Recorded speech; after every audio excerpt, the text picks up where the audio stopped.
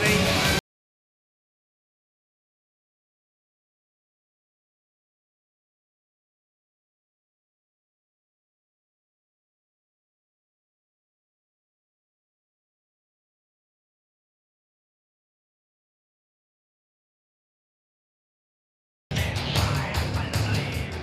Okay, ladies and gentlemen, welcome to Malvern Stadium on a Friday night. It's wet out there, but it's warm and cosy in here because your promoter, Peter Manialis Events, is proud to bring you the 8th Bob Rose Cup, the 8th annual Bob Rose Cup, where Peter pays tribute to one of the legendary men, not only of Collingwood Footy Club, Aussie Rules, a Copeland Trophy winner, premiership player, and importantly, he was a champion professional boxer.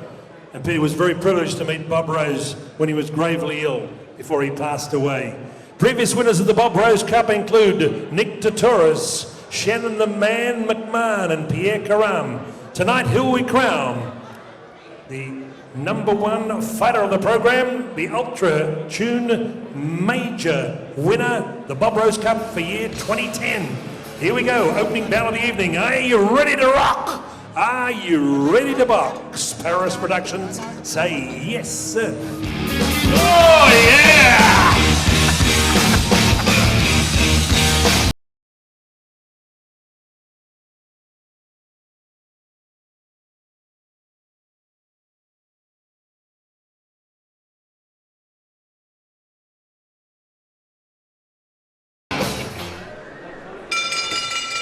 Here we go, ladies and gentlemen, our opening bell of the evening, 4 rounds of boxing.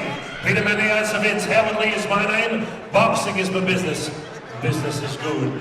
4 rounds of international lightweight boxing. Introducing first in the blue corner, wearing red trunks with a touch of blue and white, with Don Thriller Miller and former national champ Lim Jagger in the corner. At 60.75 kilograms when we weighed in last night at Giorgio's, just across the road here. In Muay Thai boxing, 15 fights, 13 wins. 23 years of age, ladies and gentlemen, he's a new Aussie.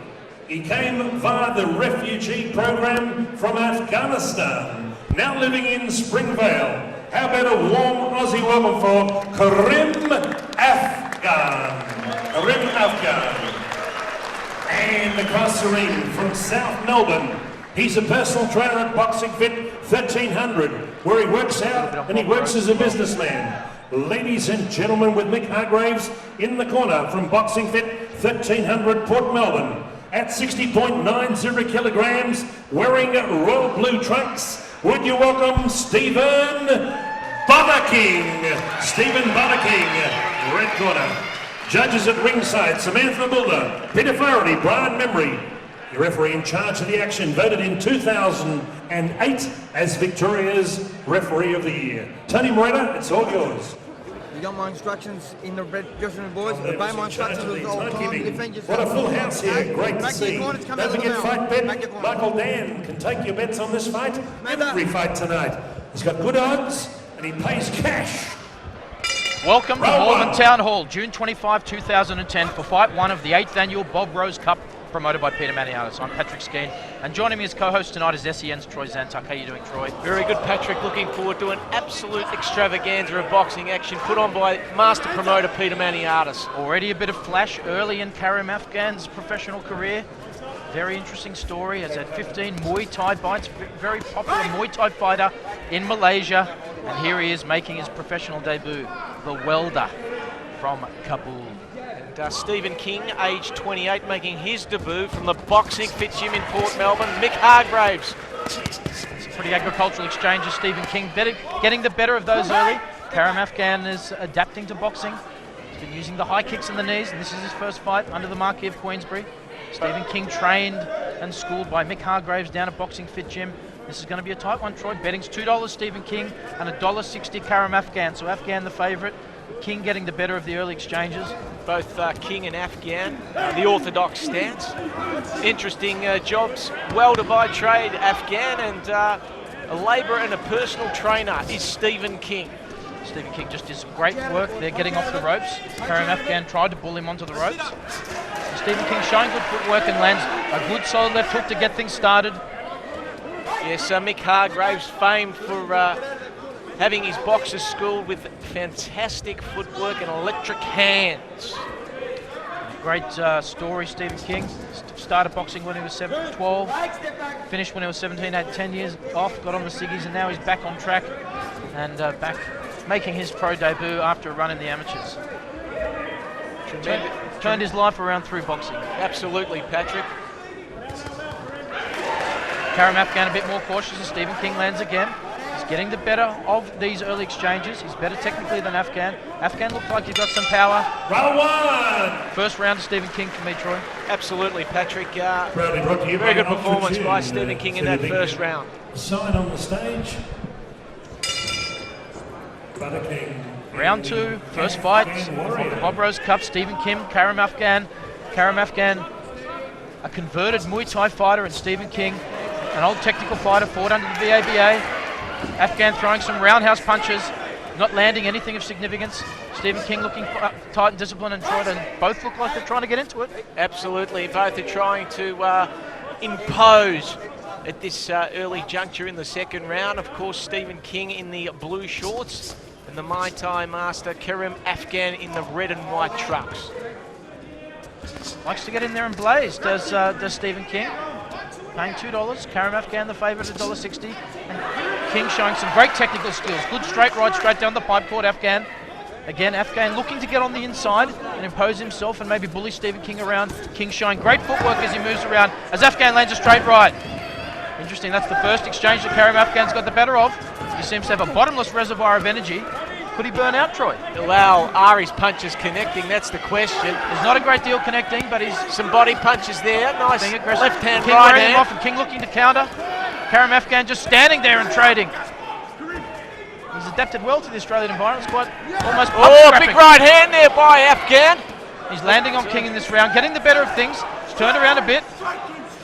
Spoke to King yesterday at the weigh-in. He loves it. He's come to fight. He hasn't really come to dance. He lands a good left there and works his way off the road. Some great exchanges. Mick Hargraves imploring his charge to get on the attack, use his initiative. Well, King showing pretty good defence. Not too many of those blows are landing. And Karim Afghan, again, King works off the ropes. Afghan getting inside. I think Afghan likes it in there. Most of those Afghan punches are hitting King on the gloves. So he's showing a lot of aggression, but not a great deal of scoring punches there from Karim Afghan. Certainly the aggressor and Stephen King, they're looking to counter off the ropes. Trying to land the double cut. That's an excellent round for two debutantes. 2 rounds in their professional career.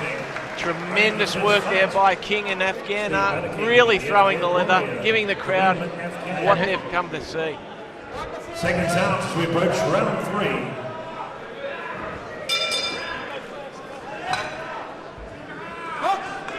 3. Round 3, fight 1 of the Bob Rose Cup. And it's Karim Afghan in the blue trunks and Stephen King. Both fighters on debut, Patrick. Wonderful to see and great for Victorian boxing. Great for Victorian boxing. More and more guys are getting involved in the sport, and they say tough times take tough men. Always when things get a bit tough, more and more guys want to stick up their jibs. This is a great example. And I had these guys even after round 2. And Afghan moves forward again, trying to roughhouse and get in on the middle, and Stephen King will have none of that. Stephen King's really the only one displaying any footwork in this fight. Afghan is a walk-up, brawling style of fighter. Afghan, the semi-headlock there for King, threw him onto the ropes. Well, he's used to the physical side of it from his Muay Thai background as King lands an excellent left jab. I think King is better served to go back to the technical side rather than stand and trade with Karim Afghan. Absolutely, as Afghan goes to the body, King. 2 or 3 left hooks landed by King.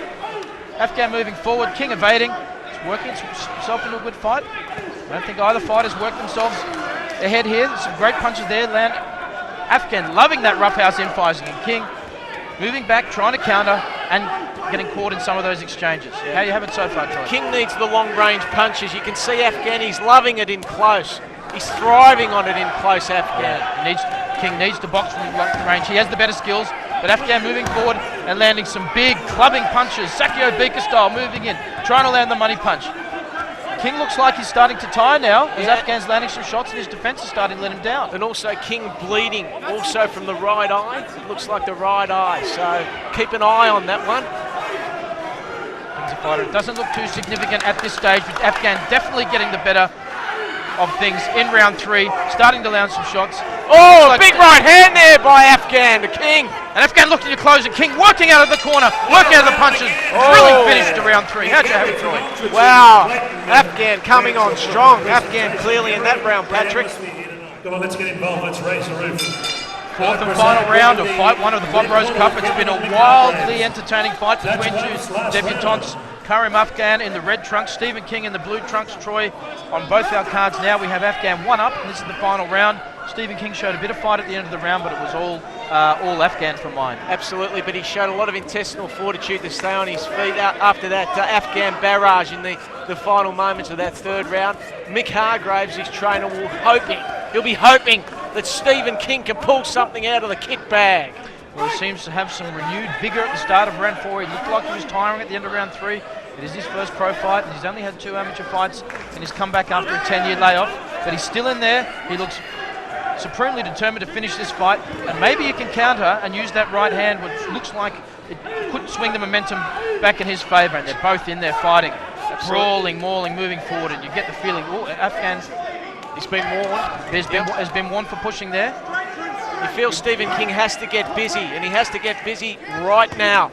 And a great left hook, that should increase his confidence. Another straight right. Good scoring punches by Stephen King. When he sets himself, he's landing some very good shots. Afghan just looking to club. He's more a street brawler in his style, Afghan, isn't he? Maybe strong. There's not an ounce of fat on him. He's a pocket rocket. And another warning there from the referee. And Afghan looking to land that right in the battle of the rights then. That was Stephen King emerging. I'd have Stephen King ahead on points at this stage. Yeah. Landing the crisper, more effective shots. And he really looks like he's got a second win now. Yep. We're a bit worried about the end of the 3rd round, but he's still back into contention. And maybe it's Afghan that's tiring. Well, the scoring punches absolutely are with King in this round. Very clean. Afghan's mouth's open now. Not putting together the combinations like he did in the previous 2 rounds. King conserving his strength on the ropes, looking to land. Be wise for him to get out in the distance. There it is. What a fantastic round. What a tremendous start to the night. What a great fight. Excellent sportsmanship between those 2 boxers. They've both made their professional debut.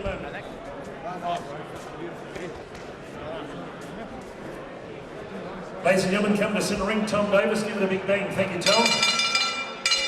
Okay. Ladies and gentlemen, it's a close one. It's a close one. Judge Brian Membry could not separate the 2 boxers. He had it a draw, 38-38. Judge Peter Flaherty, just got to clarify this. Okay. He had it 39-37, 39 red, 37 blue. Final card, Samantha Mulder. She had it the other way, 39-37. Therefore, it's a draw. It's a draw.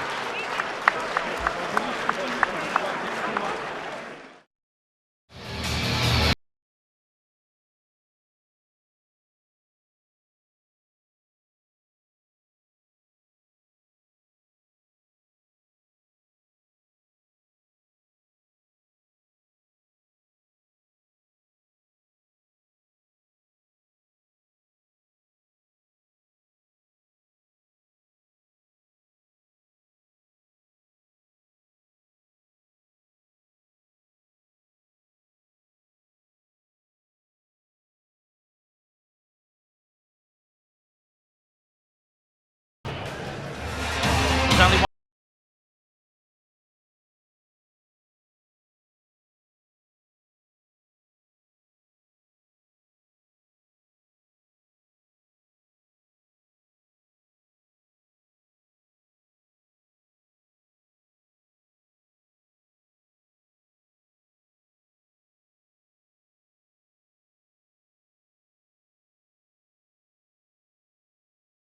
Welcome back to center ring. Friday night fights went outside, but hot in here. Peter Maniatis events 8th consecutive Bob Rose Cup. We go to a super middleweight international contest, scheduled 4 rounds of boxing. Paris Productions in center ring. Would you welcome in the blue corner on my left, ladies and gentlemen, from Keilor Downs, Melbourne's western suburbs, via Somalia. He's 21 years of age. at 74.25 kilograms, trained by Max Bowman with Rodney Bowman, former amateur champ in the corner. Would you welcome to Melbourne, Australia, Mahmad Ibrahim. Mahmad Ibrahim, Somalia. And across the ring in the red corner, Andrew Woodall, Dave Haggerty, Chip Douglas, with moral support from Terry Miller and Ray Mocker McIntosh. From Kuwait, via Warrnambool, via Port Fairy. In amateur boxing, 20 fights, 13 wins. Former boxer Victorian light heavyweight champion. Turning professional tonight at 75.60 kilograms. Like Mike Tyson, he's wearing black trunks. Would you welcome Lynden Edney? Referee Tony Monitto, judges at ringside under the 10-point must system. Peter Flaherty, Samantha Bulger, Brian Memory. Your commentators Patrick Skeen and Troy Zantuck. Here we go, bout number 2. Welcome to Malvern Town Hall, June 25, 2010 for fight 2 of the 8th annual Bod Bros Cup, promoted by Peter Maniatis and Patrick Skeen. Joining me as co-host tonight is SEN's Troy Zantuck. Troy, we've got a nice big crowd in tonight. Fantastic, always a great promotion. Peter Maniatis, master promoter in Melbourne. Looking forward to this bout. And we've got Lynden Edney in the black trunks. Here we go. Mahmad Ibrahim in the white trunks. 4 rounds at super middleweight. Ibrahim, the 21-year-old, on debut. Also, Lynden Edney on debut. So it's a night of debutantes at Malvern Town Hall. And the bookmakers can't really split them. Lynden Edney paying $1.90 and Mahmad Ibrahim $1.70 is the favourite. Just for the viewers at home, Mahmad Ibrahim in the white with black piping trunks, and Lynden Edney in the all black, the Johnny Cash trunks. And Ibrahim comes from the Maxi Bowman gym out at Sunshine. Maxi Bowman was 4 times TV ringside trainer of the year. And of course, Lynden Edney from Team Destruction Tarneed, and hasn't he got some great stablemates there, Patrick? Yep, Ian Utso, Walker, Gillingham, Omari, Kimaweri. So he's got some good stablemates. He's got it all ahead of him here on debut against Ibrahim. And, resides in Kuwait, and that's out near Warrnambool. Good part of the world. And he's got all the tools to go straight to the top. That's the call. And Edney lands a roundhouse right hook there. Ibrahim looks like more of a dancing boxer. And Edney more of a walk-in boxer puncher. Not a great deal of lateral movement. Be interesting to see an intriguing clash of styles for these debutants here in round 1. Both orthodox stance. And, Lynden Edney, an electrician by trade and a personal trainer, and Mahmad Ibrahim works in the security trade. Mahmad Ibrahim's favourite boxer is Floyd Mayweather, so he likes the slicksters. It looks like he likes to stick and move, and looks like he likes to stand on the outside, and Edney looking to come inside, plant that left foot and land a few lefts and the rights on the inside. So that's the pattern that seems to be forming, Troy. Absolutely, Patrick. And the amateur career of Edney, 20 fights with 13 wins. And he looks very well schooled. He just threw a very good uppercut then and just landed a straight right over the top of Ibrahim. And Ibrahim comes into the clinch in the first meaningful, serious exchanges of the fight. Edney comes out better. Well, the money punch for Lynden Edney is the left uppercut, a most dangerous punch, and he's used that to great effect in his amateur career. He won't use it too often. They both tried to trade big straight rights then and both missed. It could, like the last fight we saw tonight, Troy, could come down to stamina. Who's the best trained fight? We don't know how their engines are in a fight as in their debut. As Ibrahim tries to open up there with the left hook, doesn't connect. Looks like he's got the full range of punches. We don't know yet whether there's any power there, and power develops as your leverage improves as your career goes on. So they're both debutants finding their way. Yes, and he's being warned for throwing a punch after the boxes have broken. Yeah, hitting on the break, early warning for Ibrahim. No real malicious intent in there. Nice left-hand combination there by Edney. Yeah, they both got good jabs. Edney not using the jab as much as Ibrahim, but he throws it. Lands a couple of good punches there. A nice right uppercut. Oh, yeah, right. Big early round. And I'd have to give that one to Edney. Absolutely. Edney threw the cleaner and crisper punches, and they actually landed. So, yeah, Edney in that round. But round 2, fight 2 of the Bob Rose Cup night, June 25, 2010. Lynden Edney in the black trunks. Looked like he got the first round for me against Mahmad Ibrahim. Team Tarneed versus Maxi Bowman's gym in Sunshine. Edney there has more experience, 20 amateur fights versus 4. So it's a real battle of the western suburbs trainers, Patrick. Tarneet. And Ibrahim's a good-looking fighter. He's got all the punches, but Edney at this stage looks like he's the more effective aggressor. Edney got the best of that first exchange, and is moving forward. Straightforward Katsidi style, nice. and Ibrahim still looking to get his footwork going, get some lateral movement, doesn't want to get caught by Edney's power. It looks like at this stage there is a power differential. Ibrahim looks a bit faster, but Edney is definitely a bit more mustard on his punches, Troy. Absolutely, and the physical stature of Edney, it's quite extraordinary. There's not an ounce of fat on him. His skin folds would be, well, they'd be minimal, to say the least. That's not to say Ibrahim's not in great shape. But Lynden does look like a more seasoned boxer. Looks like he's been in there more. That's not to discount Ibrahim. Looking to dance. Got a nice flashy style. Looking to land that left hook. And trying to counter punch at this stage as Edney moves forward. Michael Katsidi style. Not a great deal of footwork, and Edney's confident if he can get inside that he's going to do some damage to Mahmad Ibrahim. And it's Ibrahim's job now to go on the offense and let him know that Edney can't come inside whenever he wants to and roughhouse him up. You just feel that Edney's got more mustard in the punches. He just seems to be doing a little bit more damage. Ibrahim's still throwing some nice combinations of nice punches. Still don't know what he's got there in that right hand. He hasn't landed one flush. At this stage, Edney looking to go inside and rough it up and really enjoying that. And being warned for holding Ibrahim. So he's had a few warnings. Yeah, it didn't seem to be too much with the clinch. Ibrahim looking to dance, looking to get on the outside, looking to impose himself on the outside and stop Edney coming inside and landing big blows like that roundhouse right. And Edney seems to be growing in confidence, Troy. Absolutely, and look, I like the footwork of Edney. He keeps coming at Ibrahim. And, Ibrahim was installed at the betting favourite, but it does look like Edney is getting the better of things here in round 2. Great overhand right, and that's the first time we've seen that right from Ibrahim. That was a tremendous overhand right. And he needs to do more of that if he's going to keep Edney off. Edney's still getting the better of exchanges. And we're really going to see which man's fitness holds up first. You can do all that training in the gym, but when you get out there, and a great overhand right there from Ibrahim. And that overhand right 15 seconds ago was a real wake-up call for Edney because he was dominating until that overhand right woke him up. Well, that's an interesting round, Troy. How do you have it? Round 2. Seconds out, round 3. Thank you, Brent. Round 3. Round 3, fight 2, Bob Rose Cup. It's at super middleweight. Mahmad Ibrahim in the white trunks, Lynden Edney in the black trunks, and both commentators, myself and Troy, have Edney ahead, but we're not the judges, Troy. And nice left-hand, right-hand combination of the bread basket there by Edney.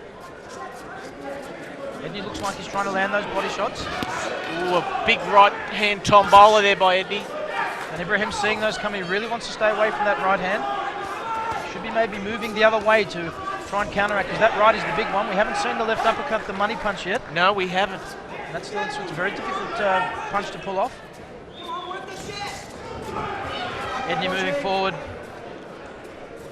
Mahmad Ibrahim's improving his ring generalship here. He's starting to move Edney around. He's starting to get that movement, but I'd suggest he moves away from that right hand's coming in, and that's been the big scoring punch for Edney thus far. But I've got this round even so far.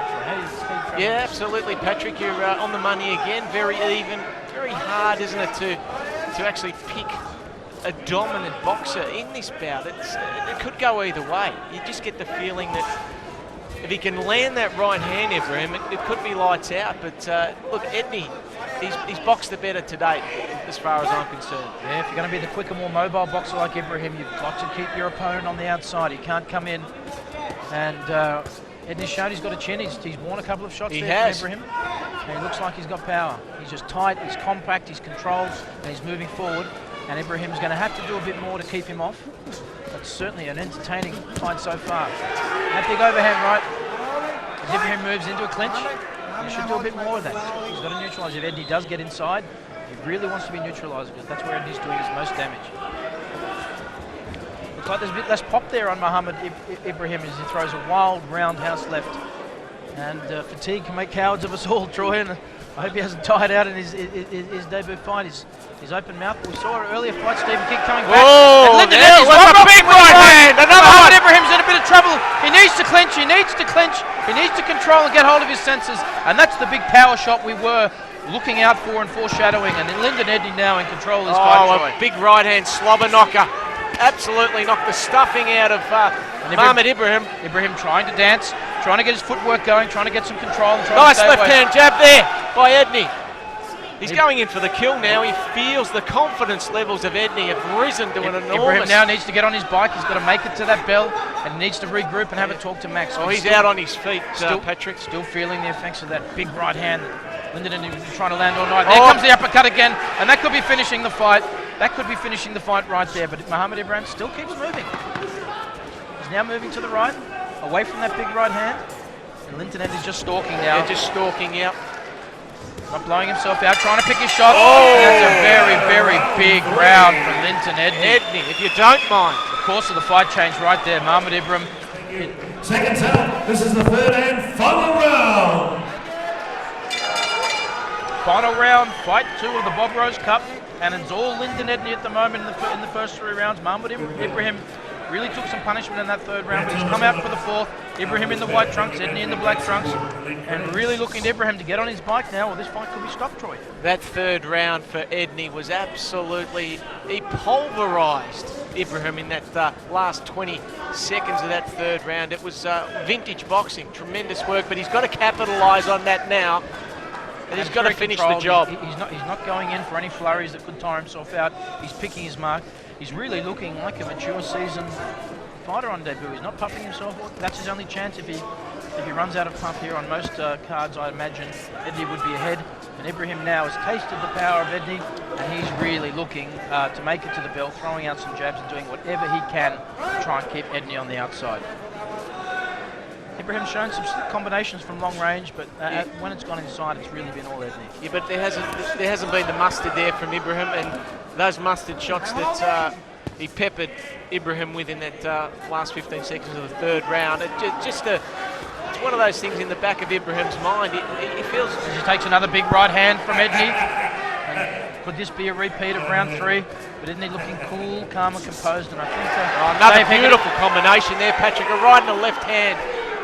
An overhand left there by Edney was beautiful to watch. He's being very, very patient. He knows if he keeps going forward, it's going to come. As Ibrahim tries to keep him off, he's got a good jab, and he could do with some work, because that could be a powerful tool to keep him off. But big right hand there, Patrick, by Edney. And Ibrahim comes back for more. He's showing some good chin tonight. He really should try and stay away from the balance of the round, but he's got no quit in him as Mahmad Ibrahim on his debut. The Somalian keeps coming forward and trying to land that roundhouse right. Yeah, there's no need to call windscreens, O'Brien. There's no glass in that jaw of Ibrahim. He's taken some big shots. And he's still in there having a go as he takes another big right hand from Edney and another big overhand right. And he needs to keep those gloves up or it'll be target practice. He's taking some shots now, left and right, as Edney cool, calm, composed, moves forward, very compact, good straight punches, occasional roundhouse. But he's shown...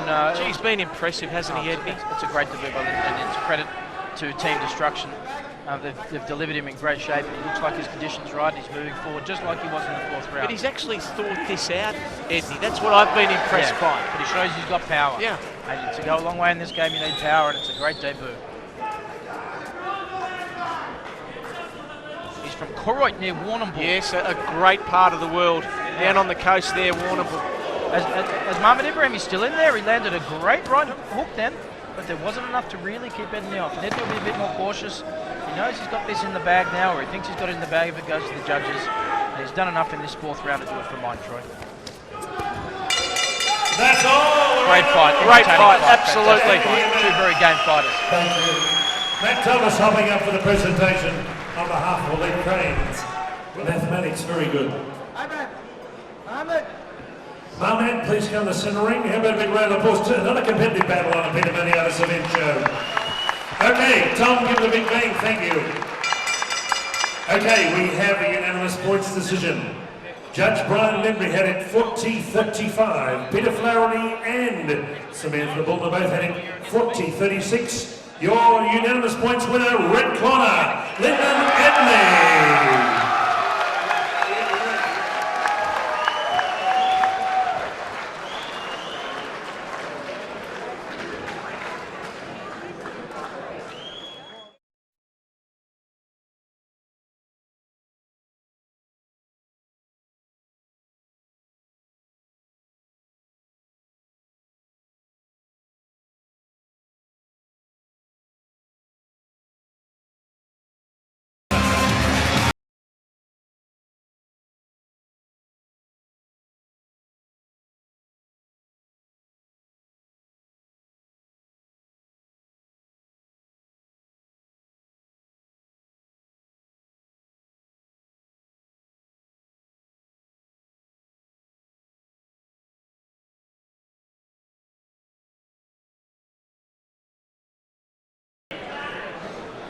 McKay in the clearing stands the boxer, a fighter by his trade.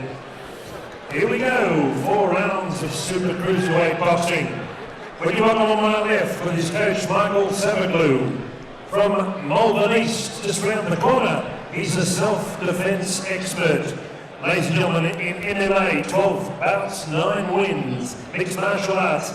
He's also done wrestling. At 87 kilograms, would you welcome Matt Killer Muir, wearing red trunks with white trim. And across the ring from Werribee with the big guns in the corner, John Two Guns Walker, Andrew Woodall, Dave Hegarty, Team Destruction, Charlie in Melbourne's West. From Werribee, as I mentioned, in Boxing Victoria Amateur, 9 fights, 7 wins, 1 kickboxing fight. Ladies and gentlemen, 85.25 kilograms, black trunks with white trim, Pante. Judges Tony Moreno, Brian Memory, Samantha Mulder. Your referee in charge of the action, world champ referee Malcolm Mulder. Here we go, 4 rounds of boxing. Welcome to Malvern Town. That's a good clean fight. Welcome to Malvern Town Hall, June 25, 2010. Good luck For fight 3 of the 8th annual Bob Rose Cup, promoted by Peter Maniatis. I'm Patrick Ski, and joining me as co-host tonight is Troy Zantuck. How you doing, Troy? Wonderful, Patrick. The standard of boxing todate's been superb. The first 2 bouts are absolutely a great start to the night. That's a hallmark of the Maniatis fight cards, giving debutants their first fight. We've got Matt Muir in the red trunks. We've got Marc Pante in the black trunks. We've got a martial artist versus an amateur boxer. It's a great mix. Matt Muir, a self-defense instructor, and he's a martial artist. He's fought 12 times in MMA. And Marc Pante, the more traditional boxer, moving forward, looks like he's got the skills, and he's got a 7-2 amateur record. And who knows what could happen here, Troy? Both boxers on debut, obviously Marc Pante 28 and Matty Muir 38. So there's a 10-year differential there. Pante in the black trunks is the favourite at $1.70. Matt Muir, and that's on fightbet.com.au, and that's Matt Muir in the red trunks is paying $1.90, so the bookmakers can't split them. But Muir takes a shot early. It doesn't look like he's got a watertight defence there as Pante starting to tee off. And Muir covers up. Muir really needs to take a knee here. Oh! Muir! He's hit the canvas! Took 10 or 15 unanswered punches there from Marc Pante. And wow. His MMA background didn't prepare him for the onslaught. And that is a first round knockout to Marc Pante. Team Destruction, Dave Hegarty out of Werribee. And he is the winner of first round knockout. He's a good friend of Johnny Walker. He's got a lot of power himself. And Muir just never recovered there. Took a couple of shots and he just didn't have the defensive skills to keep Pante off. Malcolm Bullner waved it off. Far too much punishment. And wow, what a debut by Marc Pante. Yeah, looking good. Trainer Dave Hegarty would be over the moon with that, and tremendous punching power and the combinations. It was like Ronald Biggs. The time, 49 seconds of round 1. Your winner from the red corner, Marc Pante.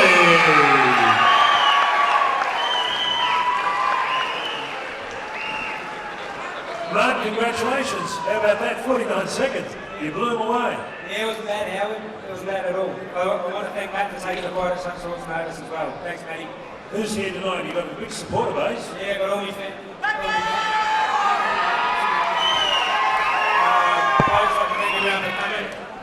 Well done, Marc. Thanks, Howard. Okay, Marc Pante, a big winner, 49 seconds, round 1.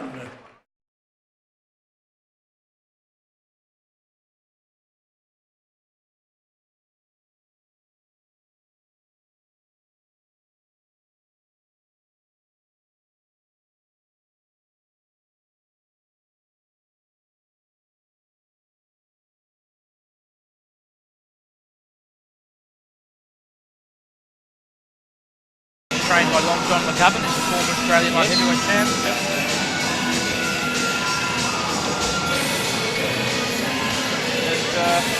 Dane Campbell, Mick Hargraves boxing gym is becoming Freddie Roach like Mickey Hargraves. Yeah. Welcome back to Centre Ring on a big night of boxing at Malvern Stadium in Melbourne. Peter Maniatis Events welcome you to a light heavyweight contest.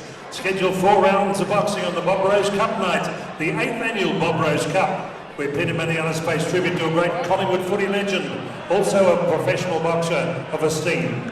Friday night fights, here we go. In the blue corner on my left from Beechworth, northeastern Victoria, Ned Kelly Country, with Long John McCubbin, former Australian light heavyweight champion in the corner. Tonight shaping up for his second professional fight.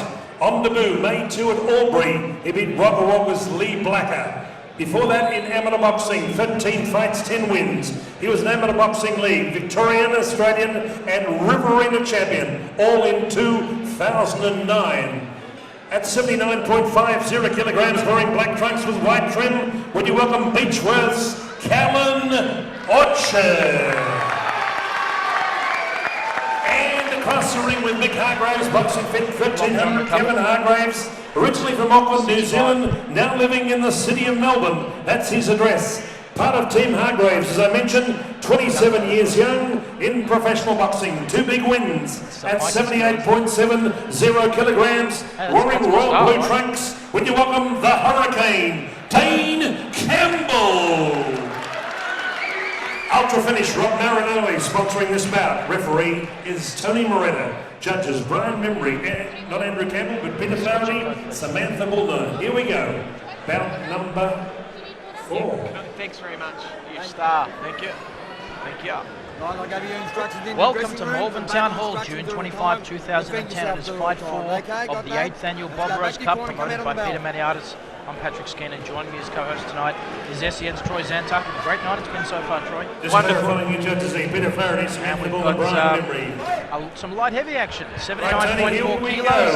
Dane Campbell, the Kiwi. Dane's in the blue trunks versus Callan Orchard in the black trunks, and he's from Beechworth, Ned Kelly territory.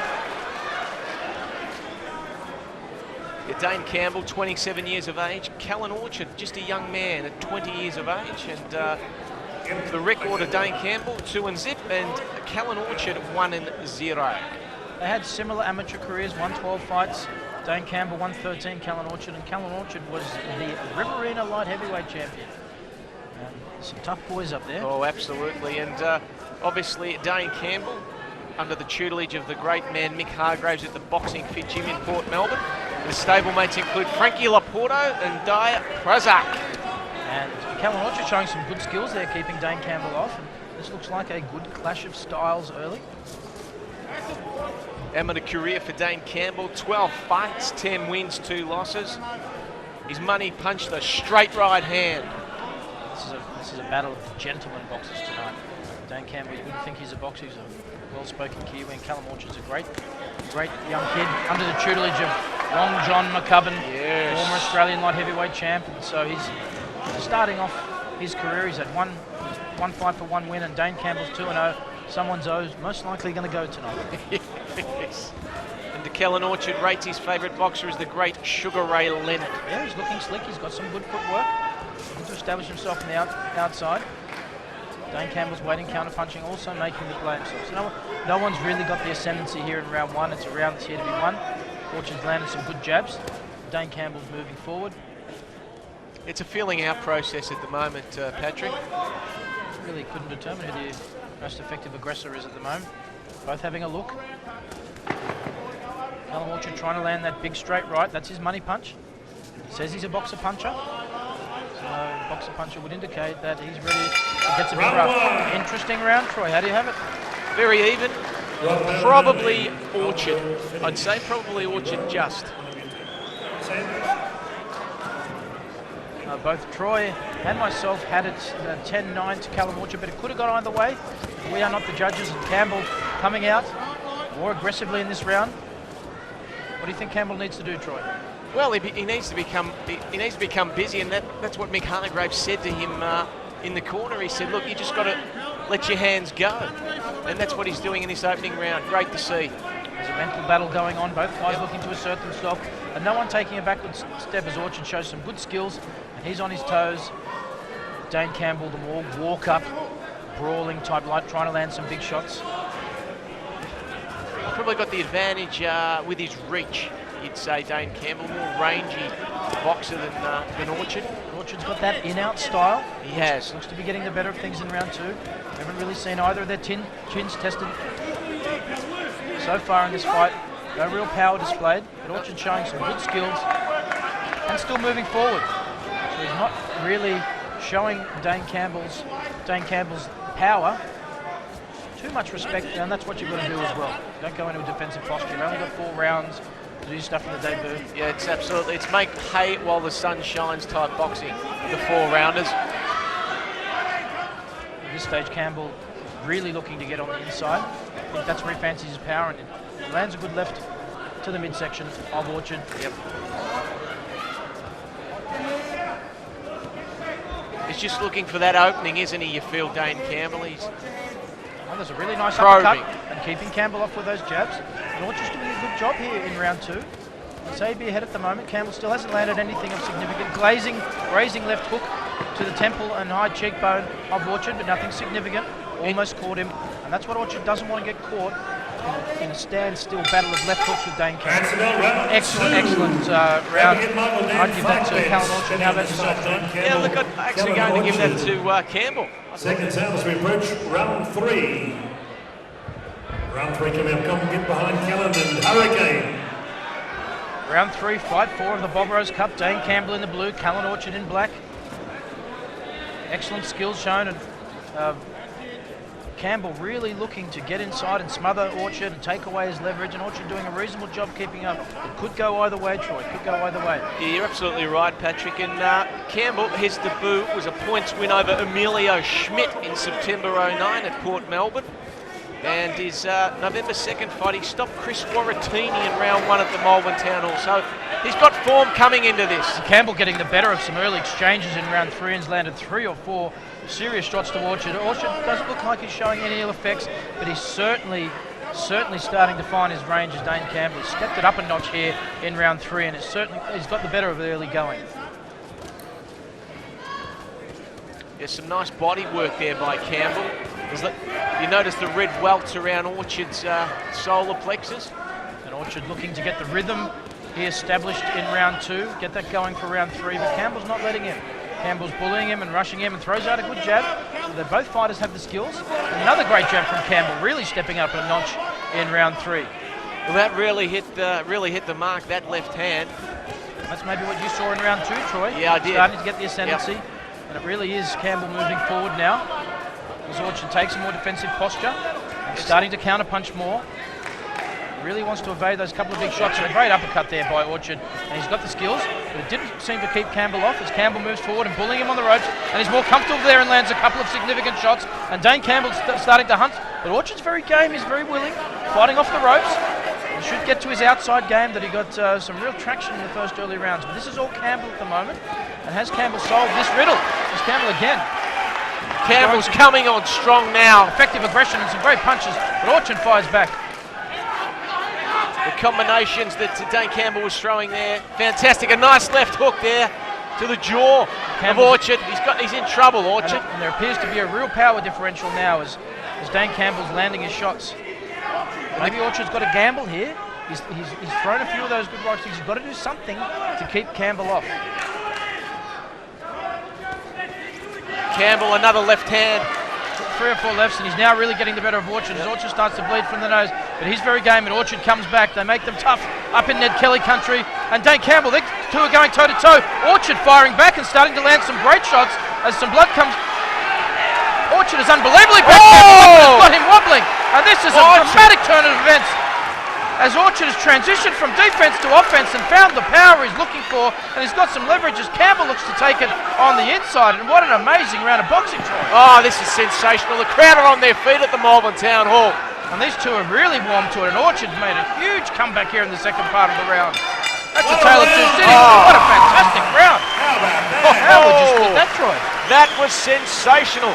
I have to say, just giving it to Campbell. He did more work in the earlier stages, but boy, oh boy, did Orchard come on strong. Seconds out. 4th and final round. And it's the final stanza of a fantastic fight between Dane Campbell in the blue trunks, Callan Orchard in the black trunks. Impossible round to split. It was all Campbell in the first half of the 3rd round and all Orchard in that last minute. And we don't know which way this fight's going to go. You feel that this is the deciding round. This is the money round. If it's anything like the 3rd round, Watch out. The dynamic change in that last round was Callan Orchard started to get his punches going, and he discovered his power. It looks like a bit of blood came to the nostrils, and that's what it took to get him going. He's landing some great combination. Both guys are looking fit, and it looks like Orchard is back on track and continuing the work he did at the end of round 3. Campbell still moving forward, knows he's got the power when he gets inside. And Mickey Hargraves has trained him well. He's a personal trainer, so fitness shouldn't be an issue. As Campbell moves forward, and Orchard showing some fantastic. He's got the full arsenal of tools. Some great jabs, and getting the better of early going with another great power shot straight, 2-punch combination. And Orchard really getting into his game now. Campbell's only 1 or 2 punches away. Oh! Orchard hurt. Big right hand there by Campbell. And that's where he likes it, and that's where Campbell does his best work on the ropes as he chases Orchard back and takes the momentum of this round away from Orchard, and Orchard lands again. We're seeing some torrid exchanges between these two. Oh, a short right hand that really found the mark there. Orchard, a beautiful right hand. I'm calling for the rematch already, Troy, regardless of what happened. These two are going toe-to-toe as Dane Campbell tries to land a tired uppercut, but he's moving forward, likes it in there tight, and Callan really establishing himself on the outside. Campbell's got a good jab. Like to see him use it more, Troy. Yeah, he's just not. He's just fatiguing, I think, at the moment, Campbell. But boy, another big right hand uppercut there by Orchard, and that found the mark. But Campbell's chin, he can take punishment. Make no mistake about that. Orchard's found his power, and that's the missing ingredient. He's got all the skills, and he's really showing some great ring generalship here, moving Dane Campbell around as Campbell comes back into this fight, and he won't give in. Good straight punches. Another tough round to split, Troy. Oh, this is impossible. And there's some good shots that Campbell's landing, some great shots and some great evasive work. Needs all the lateral movement that he's got, Callan Orchard, because Campbell is coming on strong here.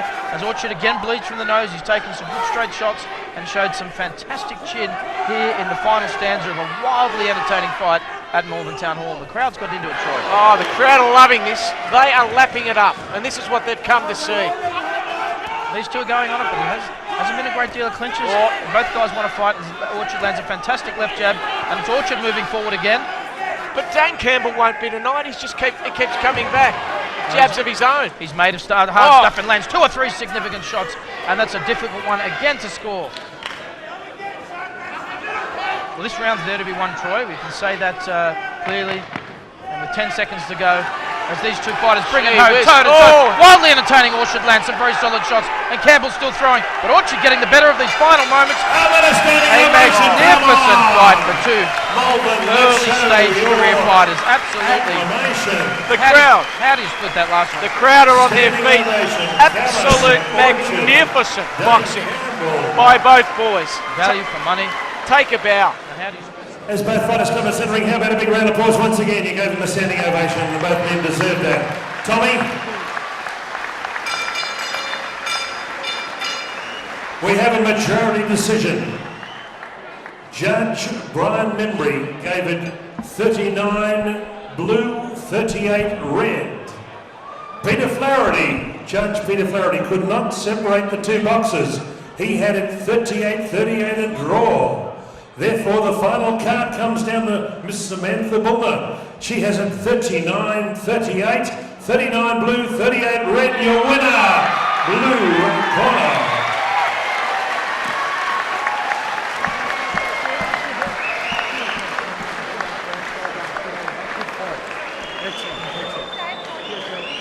How about a big round of applause for a gallant warrior, Dane Campbell. He fought a great battle against, only lost by 1 point.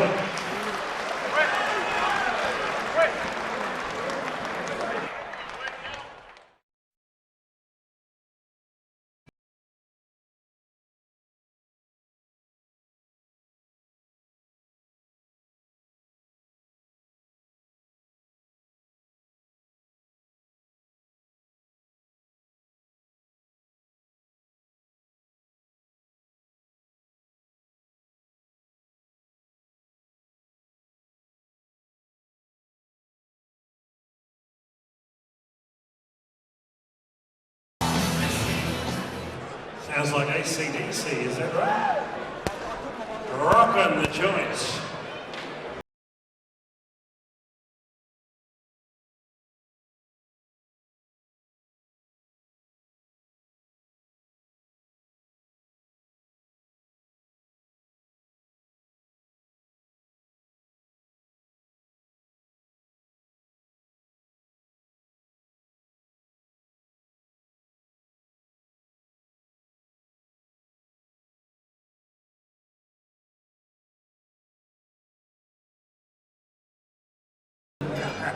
Welcome back to center ring. Peter Maniatis says it's championship time.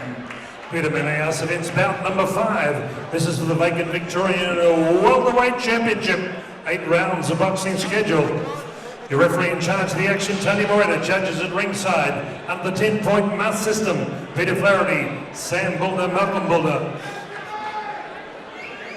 Then Stewart in charge of our lovely ladies, carrying number 1. Would you welcome on my left, occupying the blue corner from Melbourne's West, from Can Lee, at 65.50 kilograms, wearing predominantly black trunks with a touch of gold. Ladies and gentlemen, 7 big professional fights. Would you welcome Rockin' Robbie Monitto. And across the ring in the red corner, Mario Patrese and champ Daniel Porky Lovett. From Rockhampton via Reservoir, Victoria. 10 professional fights, 7 wins, 2 losses, 1 draw. At 66.55 kilograms, wearing white trunks with a touch of frill. Ladies and gentlemen, he's coming here. He's firing the gunslinger, Jimmy James. It's 2 and 5. Spreadsheet did something. Took it as a day. Tony, come to center ring for referee's instructions. Welterweight championship of the state of Victoria. Welcome to Malvern Town Hall, June 25, 2010, and it's Fight 5 of the 8th Annual Bob Rose Cup promoted by Peter Maniatis. I'm Patrick Skeen, and joining me as co-host tonight on what's been a magnificent night of boxing so far is SEN's Troy Santa. How you doing, Troy? Fantastic, Patrick. Looking forward to this one. Jimmy James, the gunslinger, against Rockin' Robbie Monitto. Oh, Jimmy James takes a 7-2 record into this, and Rockin' Robbie Monitto a 2-5. Seconds out, round 1. And the Victorian welterweight title is on the line at welterweight, 66.7 kilos, and this will be an 8-round fight. And Robbie Monitto is all business early against Jimmy James in the white trunks. Monitto in the black trunks with the gold trim, and he's come out digging away in there and burrowing and trying to surprise Jimmy James. Jimmy James has been around, and already the first warning there from Tony Moretta from Monitto, but he's come out firing, and Jimmy James lands his first significant punch of the fight with a straight left down the pipe. Yeah, a few stats here, Patrick. 26 years of age, Jimmy James. Robbie Monitto, 29. Their KO ratio, 10% for Jimmy James and 14% for Monitto. And Monitto just clubbed Jimmy James to the back of the head, and Tony Moretta in to warn Robbie Monitto again. Robbie Monitto's come out aggressive, and maybe that's what he needs to do. Throw some wild shots, land a few good ones, and make the fight interesting. Jimmy James has the experience and the better record, and lands a good straight left down the pipe, and that's his big punch. It's a tricky little battle of southpaws, this one. It is. It's the southpaw shuffle. Jimmy James and Rockin' Robbie Monitto. And I'd say Jimmy James would have the edge in power, so Monitto's going to have to get inside and bustle and just keep peppering away and see what he can do. He's shown in his last fight against Terry Zuramanis that he certainly means business in his boxing career, and has got a lot more game than his record of 2 and 5 would suggest. Jimmy James with a record of 7 and 2. He's got some Aboriginal heritage from the Darrumbal people in Rockhampton, and he loves to fight. He'd love to have a rematch with Stevie Maxwell, who stopped him in a war on TV. His only real significant loss. And here he's looking to add his first belt, the Victorian welterweight title. And as you said, Patrick, earlier on, you don't often get 2 southpaws in the ring at the same time. And the winner of this fight will fight Cesar Revan, Cameroon Olympian. Yes. And that's going to be on August 8th at the Seaval in Albert Park. So there's a lot on the line. Nice right hand there by Monitto. Jimmy James back in there, not phased by that power shot. It certainly did catch him flush. Monitto really looking to make it interesting. Yep. Jimmy James will dazzle him. Jimmy James will be slicker. There's no guarantee Robert Monitto wants to take this. Just get in there and really just do what he can to stifle Jimmy James. Because if it's on the outside, Jimmy James is going to land that in the straight left. And that's where Robert Monitto might get into some trouble borders. As Monitto moves out of the southpaw and into the orthodox, trying a few things. He's trying to move to a plan B, and he's back to the southpaw again. He's trying to throw the rhythm of Jimmy James. Jimmy James is a very rhythmic type boxer. He likes to get in into a set piece, whereas Monitto is more of a street brawler type. Round 1. And I'd have that round going to Jimmy James in the white trunks yourself, Troy. Yep, clearly Jimmy James throwing the more punches and landing more punches. Seconds out, round 2. Round 2 of Fight 5 Bob Rose Cup. And this is the Victorian welterweight title. Robert Monitto is in the black trunks and Jimmy James in the white trunks. Jimmy James, the more experienced boxer, got the better of things in round 1. But Robbie Monitto is going to make this an interesting fight and is going to do what he can with the tools he has to try and keep Jimmy James on. There's no shortage of aggression from Monitto, is there? No shortage of aggression, and he needs to fuel that aggression. James looks to be the stronger fighter. More power in the upper torso there. James already had 6 straight wins in his career so far before his fight with Stephen Maxwell. And he got back in the winner's circle with a points win over Clint Hoare and the Boleyn Bonito Club. So Jimmy James has a lot on the line tonight. He wants to win that Victorian title and also wants to defend it on what's going to be a very prestigious card at Albert Park. So Bonito still in Jimmy James's face. That's where he wants to be. In the kitchen, try and make him up, roughhouse him, not get on the outside, and allow Jimmy James to land that money punch, that straight left. Jimmy needs to keep dancing as well and not take Monitto lightly, because Monitto will be all over it. Monitto's already had a couple of warnings from referee Tony Moretta. And having a better round, Troy, Monitto. Having a much better round, rockin' Robbie Monitto.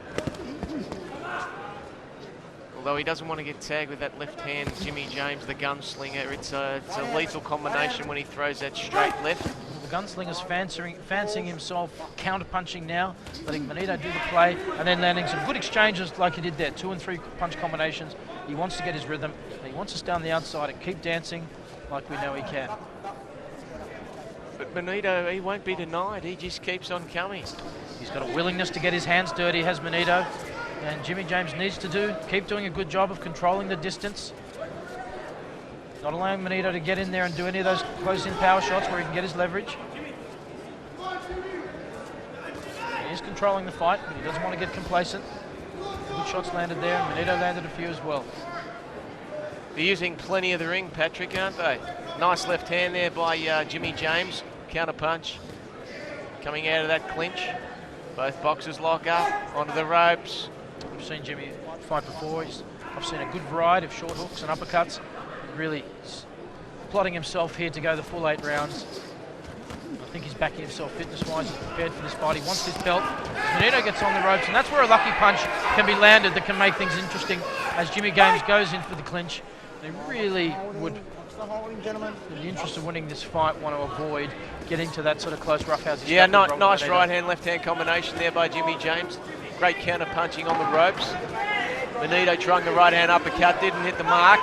Beautiful left-hand uppercut there by the gunslinger, Jimmy James, and a right-hand, straight right-hand. Jimmy James is into it, they're going toe-to-toe, magnificent round. Round 2. Jimmy James.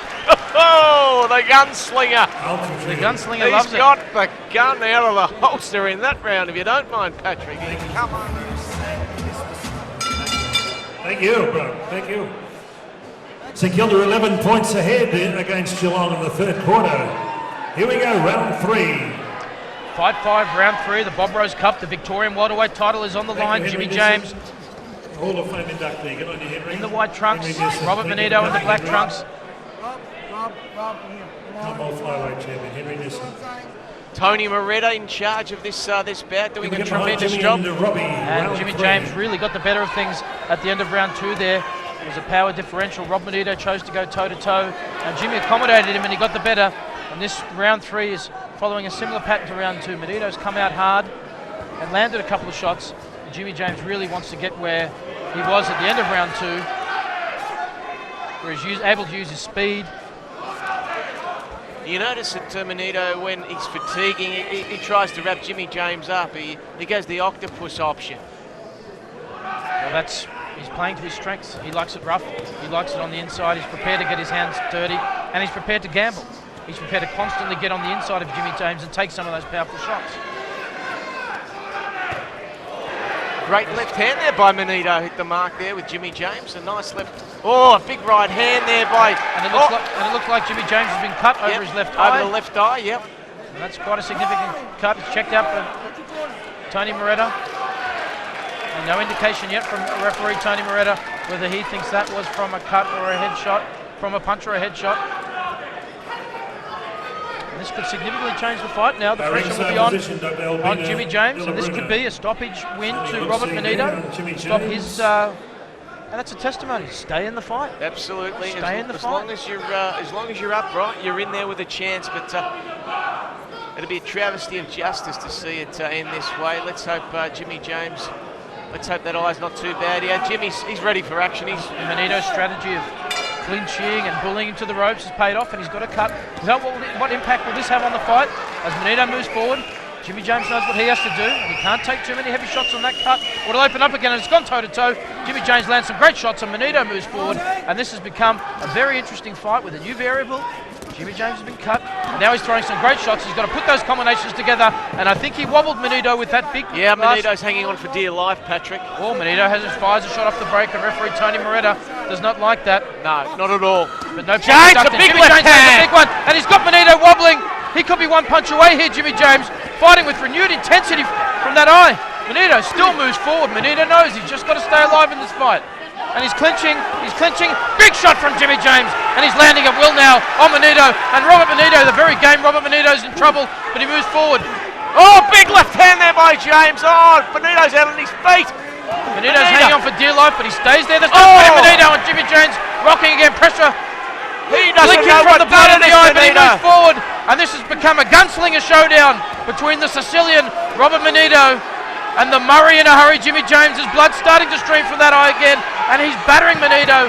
Monitto knows he just has to stay in there. Tony Moretta stopped it, and he had to. A great decision there by referee Tony Moretta. That's what the referee's there for, and he's done a great job. What a wonderful boxing exhibition there, Patrick. A great applause from the crowd there. Robert Monitto, as game as you like, the Sicilian Australian. Ladies and gentlemen, both fighters come to centre ring. How about a round of applause here for Rock and Robbie Monitto? He fought very well until that last moment. Thank you, Tom. Tom, give it a big bang. Thank you. The time. 2 minutes 40 seconds into round 3 when referee Tony Moretta stopped the contest. And the new Victorian welterweight champion, ladies and gentlemen, would you congratulate the gunslinger, Jimmy James. Jimmy James.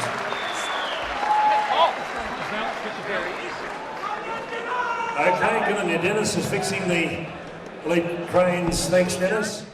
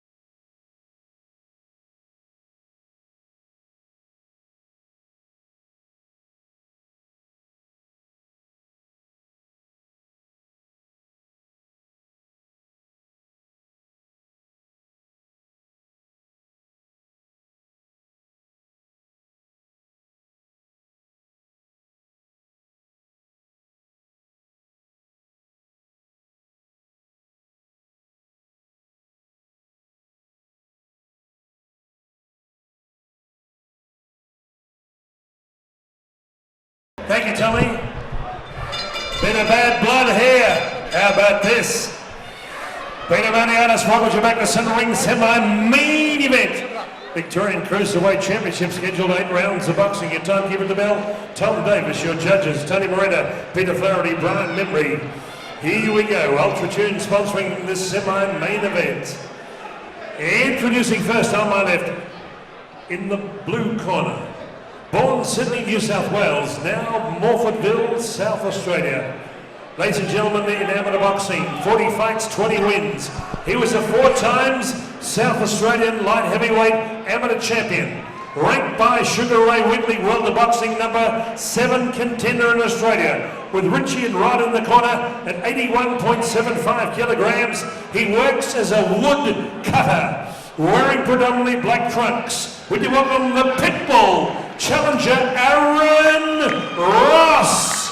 Aaron Ross.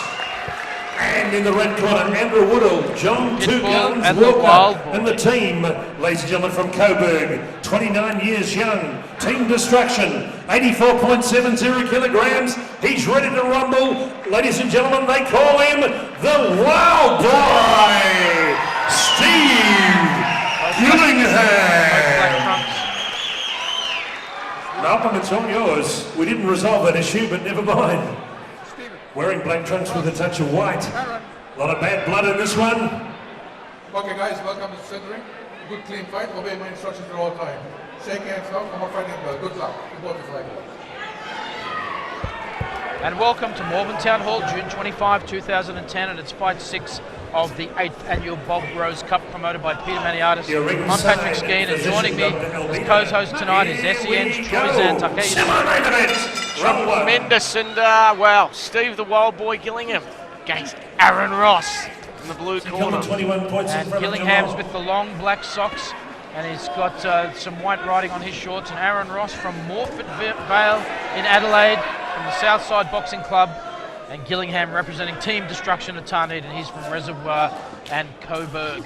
And the Wild Boy is all hustle. He's moving forward. And Aaron Ross, they've both had reasonably similar professional careers. One's 3-2, and that's Aaron Ross, and one's 4-3, that's Steve Gillingham. 36 rounds, Steve Gillingham's boxed, 27 Aaron Ross, so nothing in experience. And we're looking forward to both guys really putting out tonight. Steve Gillingham's a brawler, and he's got a good straight right. And Aaron Ross is looking to land his deadly body shots, Xantho. And this is a Victorian State Cruiserweight title at stake here, so it's an 8-rounder. 90.7 kilos is the cruiserweight limit, and neither boxer getting the ascendancy early. Still a bit of a feeling out period. The Wild Boy looking to bull Aaron Ross to the ropes. But Ross having the answers so far, and no one really scoring anything of significance. Aaron Ross with the mohawk, and Steve Gillingham with the bald head in the Wild Boy trunks. You can't miss him. And Wild Boy landed a good jab then. He's looking to establish that. He's had 7 pro fights now, so he's improving as a fighter. Loves it in close. Loves it in close, yeah. He's an in-close fighter, the Wild Boy. Aaron Ross lands a sneaky right over the top. Nothing really significant. Nice uppercut by the Wild Boy. Likes it in there, happy to camp right there on the inside, and referee Malcolm Bullner letting them go. There's no clinching. Looking to land some uppercuts and do some quality inside work. Nice left hand there, throwing at the left hand jab there, the Wild Boy. Yeah, Wild Boy's jab has improved as his professional career's developed.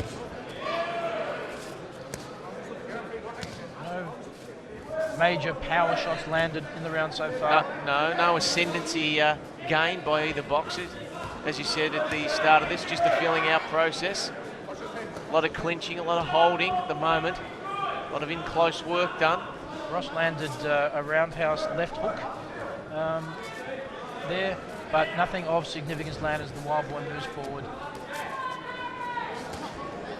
Could be 1 or 2 big power shots here that lands the first round of the Victorian State Cruiserweight title.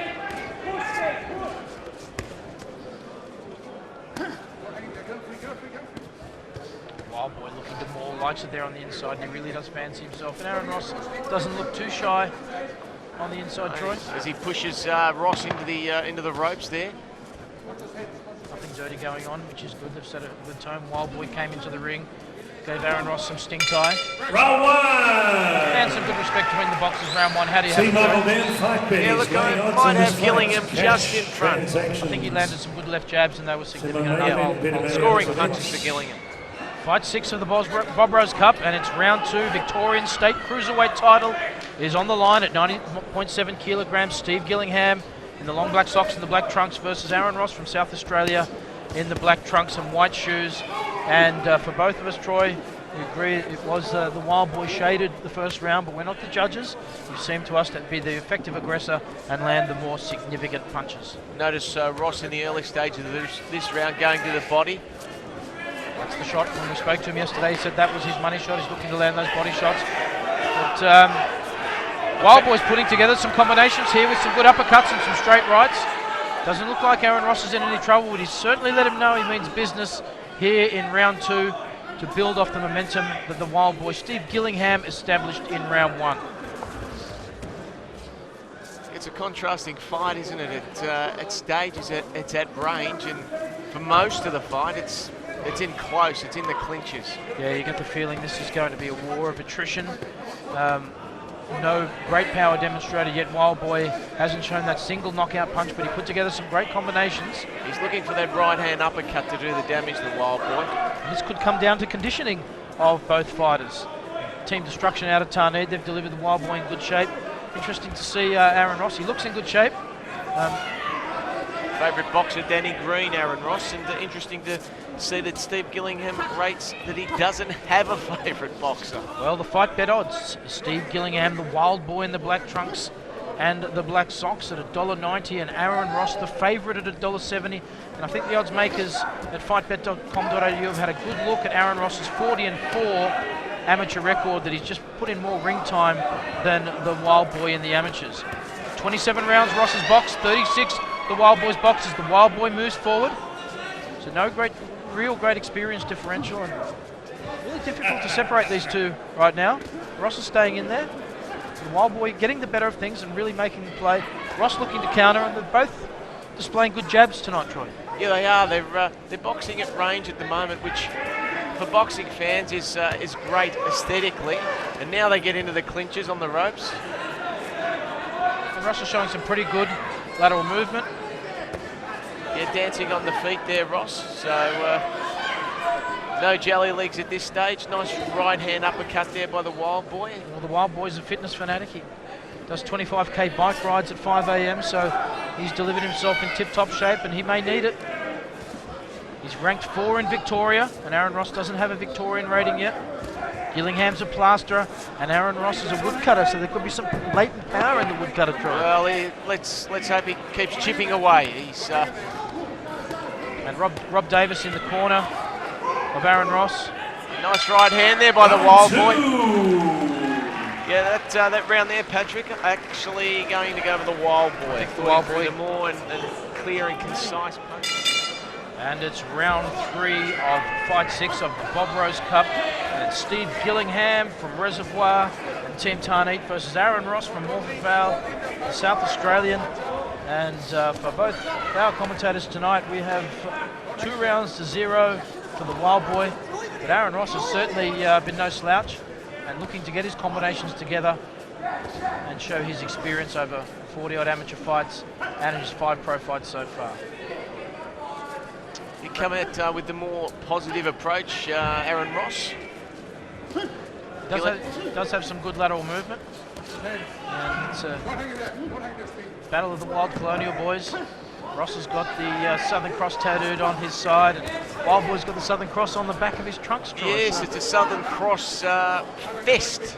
But from what we saw earlier when Wild Boy came in the ring, we thought this might break out into hostilities, but it's been very gentlemanly so far, both showing off their wares. A little bit of blood now appearing on the Wild Boy. And I've seen the Wild Boy cut before, and he doesn't panic. He understands that that's a part of the fight game. But it could be something for Aaron Ross to work with, and could be something that gives him impetus to get back into this fight. He's two down on the scorecards right now for mine. It's not a life and death struggle, and this is 8 rounds. As both boxers have to pace themselves. And they don't have great experience with 8 rounds, both these boxers.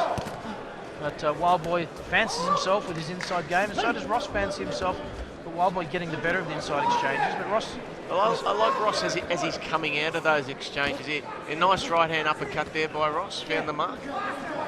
And as you said, claret coming from the nose of the Wild Boy, so there's a target there for Ross if he can hone in on that. I don't think that'll bother the Wild Boy. It's not above the eyes. It can't affect the fight. And he's just going to keep coming forward. He's fit. He's in great condition.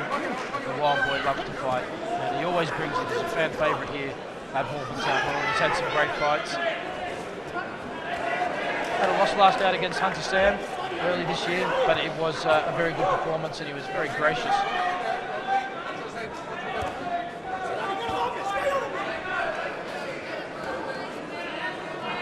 Trying to get his jab going. And Ross landing some rights, but not a great deal of power on them, and certainly not enough to keep the Wild Boy off. The Wild Boy staying busy, loves it in the trenches, loves to get his hands dirty. The Victorian State Cruiserweight title up for grabs here. Steve Gillingham, the Wild Boy, 29 years of age, and Aaron Ross, 20 years of age. Neither fighter really has the ability to stop this fight with one punch. And now it's a war of attrition, Patrick. Yeah, Aaron Ross has got one KO, and Wild Boy hasn't stopped anybody. I agree with you, Troy. It will be a war of attrition. It's going to be who's the fittest man. That's the bell, round 3. How do you have that one? Yeah, actually, Ross. Ross? Yeah. Come on, get behind Aaron Ross. The Wild Boy Steve Gillingham.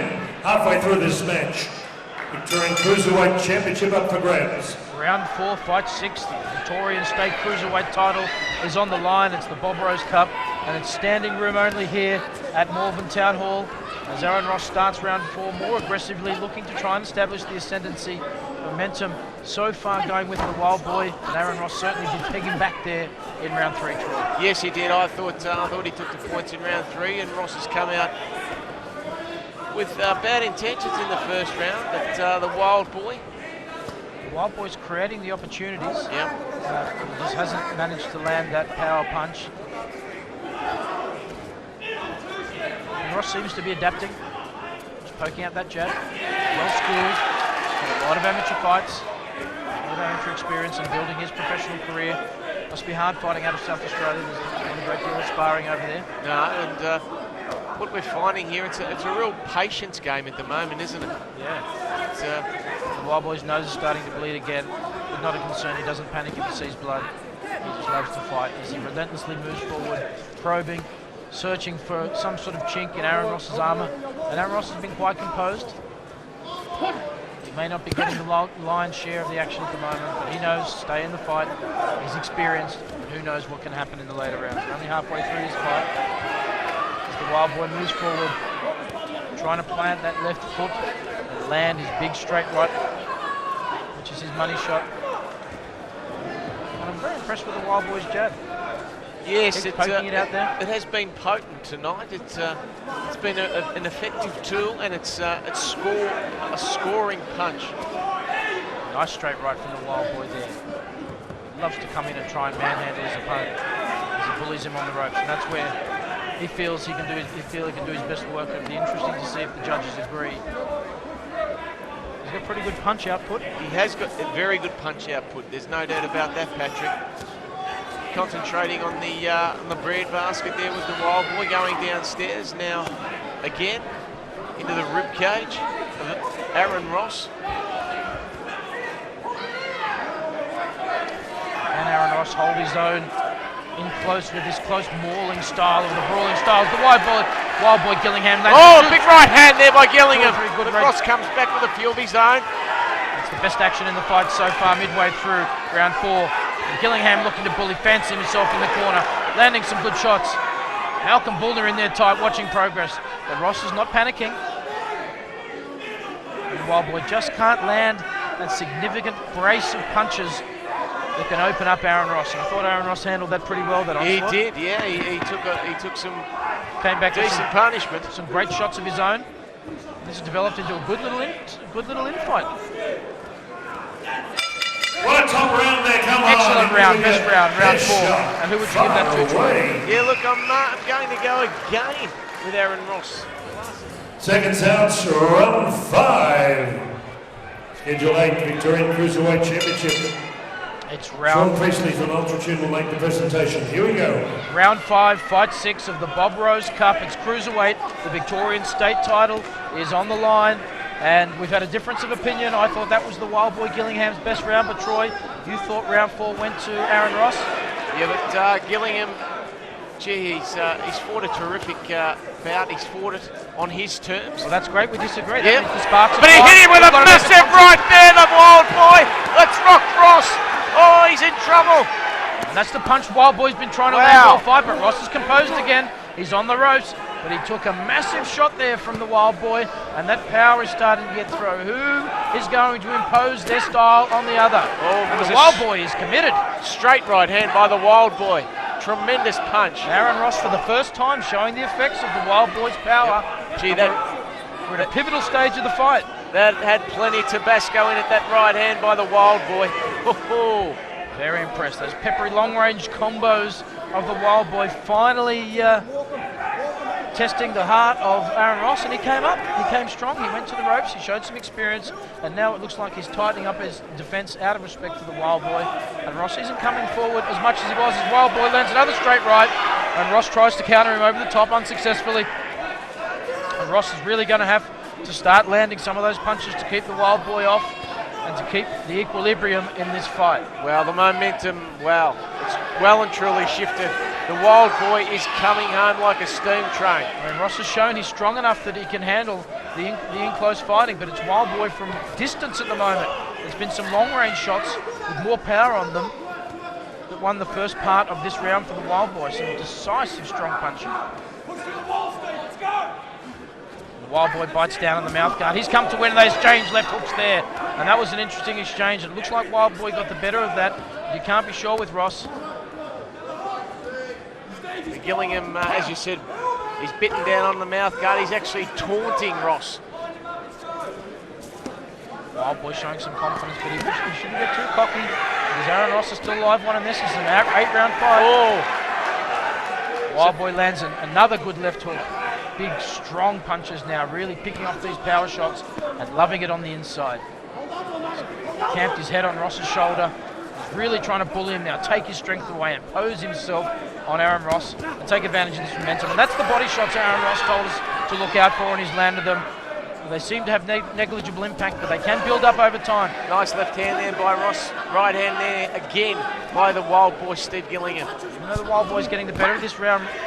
Ross is doing enough to hold him off as Wild Boy doing his best work in the corner. And lands another straight right and left and putting together his combinations now as the crowd warms to this fight. Another good round of boxing, and the Wild Boy finishes strong against Aaron Ross. Steve Gillingham, that crowd clearly. Back on Gillingham, and I'm on Gillingham. Round 6. Round 6 of the Victorian State Cruiserweight title. It's the Bob Rose Cup, Fight 6. Round 6. 8 rounds of boxing, and it's the Wild Boy Steve Gillingham versus the Pitbull Aaron Ross. And the Wild Boy comes out hard. He's got the better of the and more meaningful exchanges in the last 2 rounds at least, Troy. Yeah, I'd have to tend to agree with you there, Patrick. The confidence levels of the Wild Boy have risen dramatically. Aaron Ross has shown enough in the last round that he can compete with the Wild Boy here, but the Wild Boy strung together some 3 or 4 punch combinations, which would be worrying to the corner of Rob Davis from the Southside Boxing Club in Morford Vale. And they've come to win tonight, and their boys in it.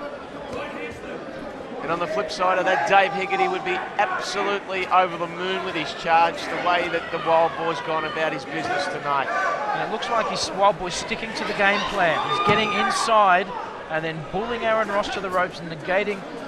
I'd say Aaron Ross does have superior technical skills. Yes, he has. But he doesn't have the power to keep the Wild Boy off. So he's got his game plan. The Wild Boy's got his. And you say up to this stage of the fight, the Wild Boy is imposing his plan more successfully. Yes, absolutely. Great. The fight sparks flew in the last 2 rounds. They did, It really opened up. And it's looking like now, like Aaron Ross is paying a bit more respect to the power of the Wild Boy. He's not coming in now. He's not making the play. And he's looking to land that left counter punch. And I'd love to see more of Aaron Ross's body punching. Because when it lands, it's the most significant set of punches that he's thrown this fight so far have been to the body. I think that they provide a great foundation stone for Ross, and as you said, Patrick, I really think he needs to hone in on the body and just test out the rib cage of Steve Gillingham. What Ross has to do is keep his punch output up. Just keep Big right hand there by Gillingham. That found the mark and it rocked Ross. He's rocking on those ropes. But Ross showing great chin again, taking 3 or 4 shots. Wild Boy sticks back to get a bit more power on those punches, landing 3 and 4. More shoulder punches, arm punches, but they're effective, and they'll be scoring in the judges' cards as Ross comes back, still fancies himself on the inside. And Ross not playing to his own strengths right now, dancing, getting on the outside, making the Wild Boy chasing. That's what he should be looking to do. Big right hand there. Great body shot. That's what you like to see, Ross. Coming back, try and bang away at the ribs. If you go to the body, the head will follow. And he's got his own plan, Ross. He just should be executing that more often. It's a risky punch as well with Wild Boy's right coming over the top. Wild Boy showing a big improvement in his boxing skills as he develops as a professional. I'm loving his left jab, and I'm loving his just the fervour, he just moves forward like a Sherman tank. Yeah, the overhand right's been impressive too by Gillingham. He's really found the mark tonight. His defence is good. He took some shots early on the nose, but he really hasn't taken any significant shots since then. The guard's up. Love what Gillingham is doing. I've given that to him again for effective aggression. I've got a shutout to Gillingham so far. You've got a couple of rounds to Ross. Steve Gillingham, clearly that round. It's a wildly entertaining fight. Let's push for the Wild Boys, Steve Gillingham and Aaron Pitbull Ross, semi-main event. And it's round 7 of the Victorian State Cruiserweight title at 90.7 kilos. And the combatants tonight, Aaron Ross, the Pitbull, versus the Wild Boy, Steve Gillingham. And what a great entertaining fight it's turned out to be, a clash of styles. Ross moving, counter-punching, trying to stay away, and the Wild Boy trying to take it on the inside. And we've been entertained with this one, Troy. We certainly have, Patrick, and the right hand of Gillingham has been the potent weapon tonight. It's been the difference. It has been. And the Wild Boy in the long black socks and the black trunks with the Southern Cross on the back, the Wild Boy on the front, and Aaron Ross in the white shoes, and he's still in it. He can still land a punch. He's shown a little bit of power, Ross, but not enough to keep off the Wild Boy, who is relentless. You'd have to be happy the Wild Boy's corner, the way he's gone about it tonight. He's actually paced himself. Hasn't gone out too quickly in the early rounds. And look, he's coming on strong in these latter rounds. It's very... Oh, hang on. And the Wild Boy's lost his mouth guard. Malcolm Bullner won't intervene yet until this exchange finishes. Yeah, the mouth guard is on the canvas. Malcolm Bullner picking the mouth guard up. Well, Aaron Ross landed a significant enough shot to knock out the Wild Boy's mouth guard. Both fighters getting a well-earned rest. A well-earned rest. And there's a little bit of trickling claret from the Wild Boy's nose. As there has been since the early rounds, but I don't think that'll bother the Wild Boy. And you won't see too many referee stoppages off a bloody nose. And another great body shot from Troy Ross. And that's what Aaron Ross, that's what we're looking for. Go to the body, execute your game plan. A good uppercut there on Gillingham. And Ross has come out full of bad intentions in this round as the Wild Boy comes out. Spit flying from the Wild Boy. He likes it in there tough and lands a good right. Trying to put Aaron Ross back to where he's had him for a substantial chunk of the fight. On the back foot going backwards, but Ross came out, and that's what he's got to do. He's got to gamble. He's got to try and surprise the Wild Boy. And it's been on as even so far in the 7th round. And Ross should make his move now. He wants to take this fight. If there's any conditioning issues with the Wild Boy, now's the time to establish it. But the Wild Boy comes forward with a big straight right. And he's here for this Victorian title. Neither of these guys have a title. He wants that belt. He's loading up that right hand, the Wild Boy. He's looking... It's looking as though it's going to be the money punch of the fight, but Ross goes downstairs again. Downstairs and upstairs with the uppercut. There's not enough power to keep the Wild Boy off. They've fought it a pretty frenetic fight for 90.7 kilogram. There's some big men in there. Fatigue starting to set in with both boxers. This will be interesting. This could be the opportunity Ross has been waiting for. He does have the edge in fitness. Try and take advantage, but Wild Boy not exhibiting any serious signs of fatigue. Blood running from the nose. Still some good defensive work. Wild Boy's moving more. It's the best I've seen of the Wild Boy since I've been watching him. He's moving forward, relentless. Ross has been picking him off, but this is where the Wild Boy likes it. In the corner, trying to land that signature right hand. Don't hang in there, don't hang in there. That's round 7. Well, that's an interesting round. That's the first round I'm actually going to give to Ross. I thought he did enough there and stuck to his game plan. It's a great presentation of the championship belt. Seconds out, 8th and final round.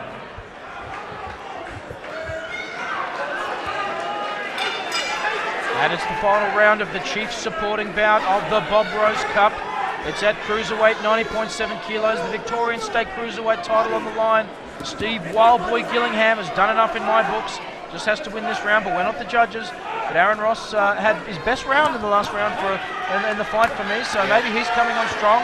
The Wild Boy, they both want this title, and they're both going at it. Been a remarkable punch output from these two big men. They haven't let up the intensity, Troy. Absolutely, and he's zeroing in on the solar plexus again, Ross.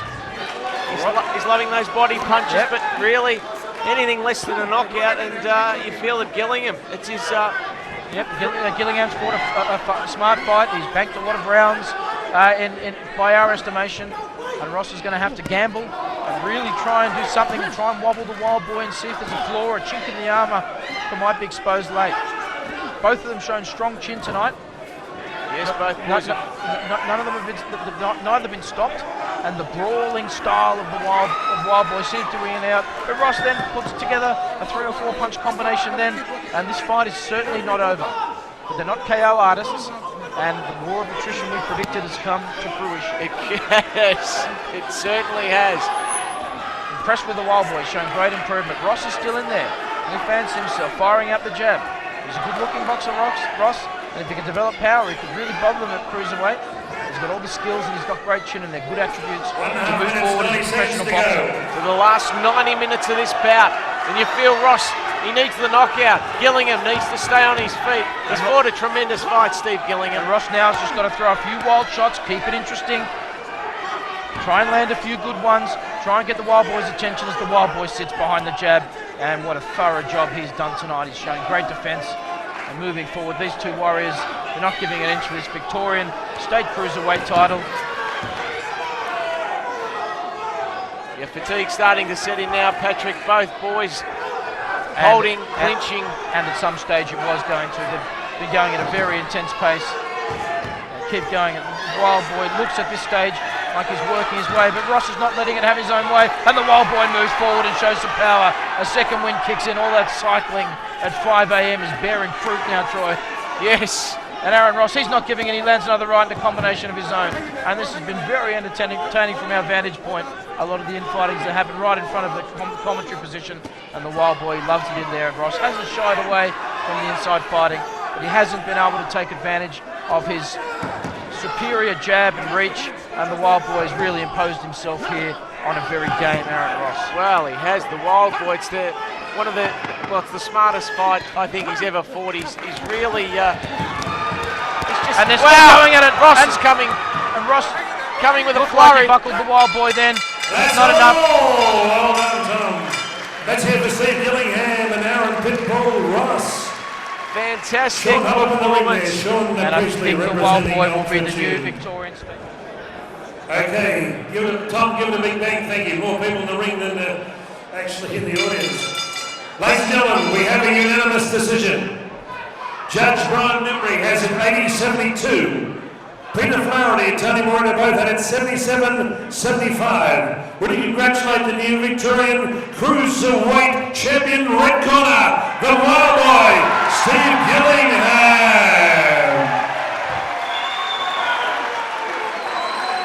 Sean Priestley to make the presentation.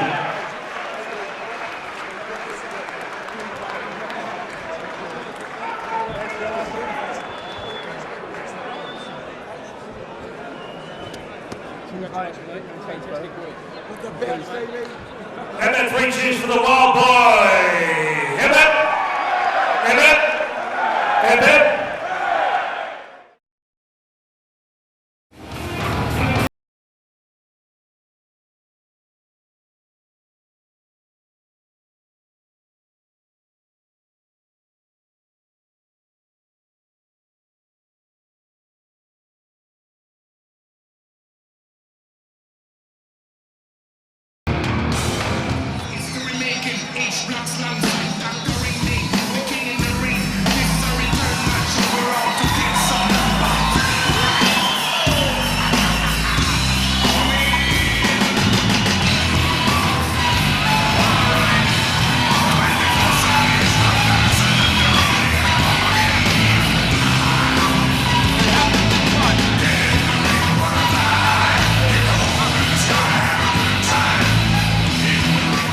Okay, Peter Maniatis on his 38th big promotion. Welcome to the 8th annual Bob Rose Cup, where Peter salutes a great Collingwood champion, a boxing champion, the great Aussie rules footballer, and a gentleman of sport. 10 rounds of boxing for the WBF Australasian Pacific Light Heavyweight Championship. Australasian. Ladies and gentlemen, your referee is Malcolm Buller. Now he's throwing us Brian off. Membry, Peter Flaherty, Samantha Buller, Tom Davis, your timekeeper, Dr. Rubino is your ringside physician, members of the Professional Boxing and Combat Sports Board at ringside. Ladies and gentlemen, are you ready to rock? Are you ready to box? We certainly are. Introducing first in the blue corner with Tony Solder, his mentor from Lethbridge via Geelong. Ranked number 7 world of boxing light heavyweight in Australia. 18 professional fights, 8 wins, 2 draws, 4 wins by knockout. At 81.90 kilograms, ladies and gentlemen, fondly known as the Junkyard Dog, Kane McKay. And across the ring in the red corner, aiming to win his 2nd Victorian Championship from Greenvale, the reigning Victorian light heavyweight champion, Sam LeBrun and Louis Carriga in the corner. 4 professional fights, 4 wins at 79.25 kilograms, wearing a touch of gold with his black and white. The golden boy from Greenvale, Black Caparello. Malcolm Butler to give referees instructions.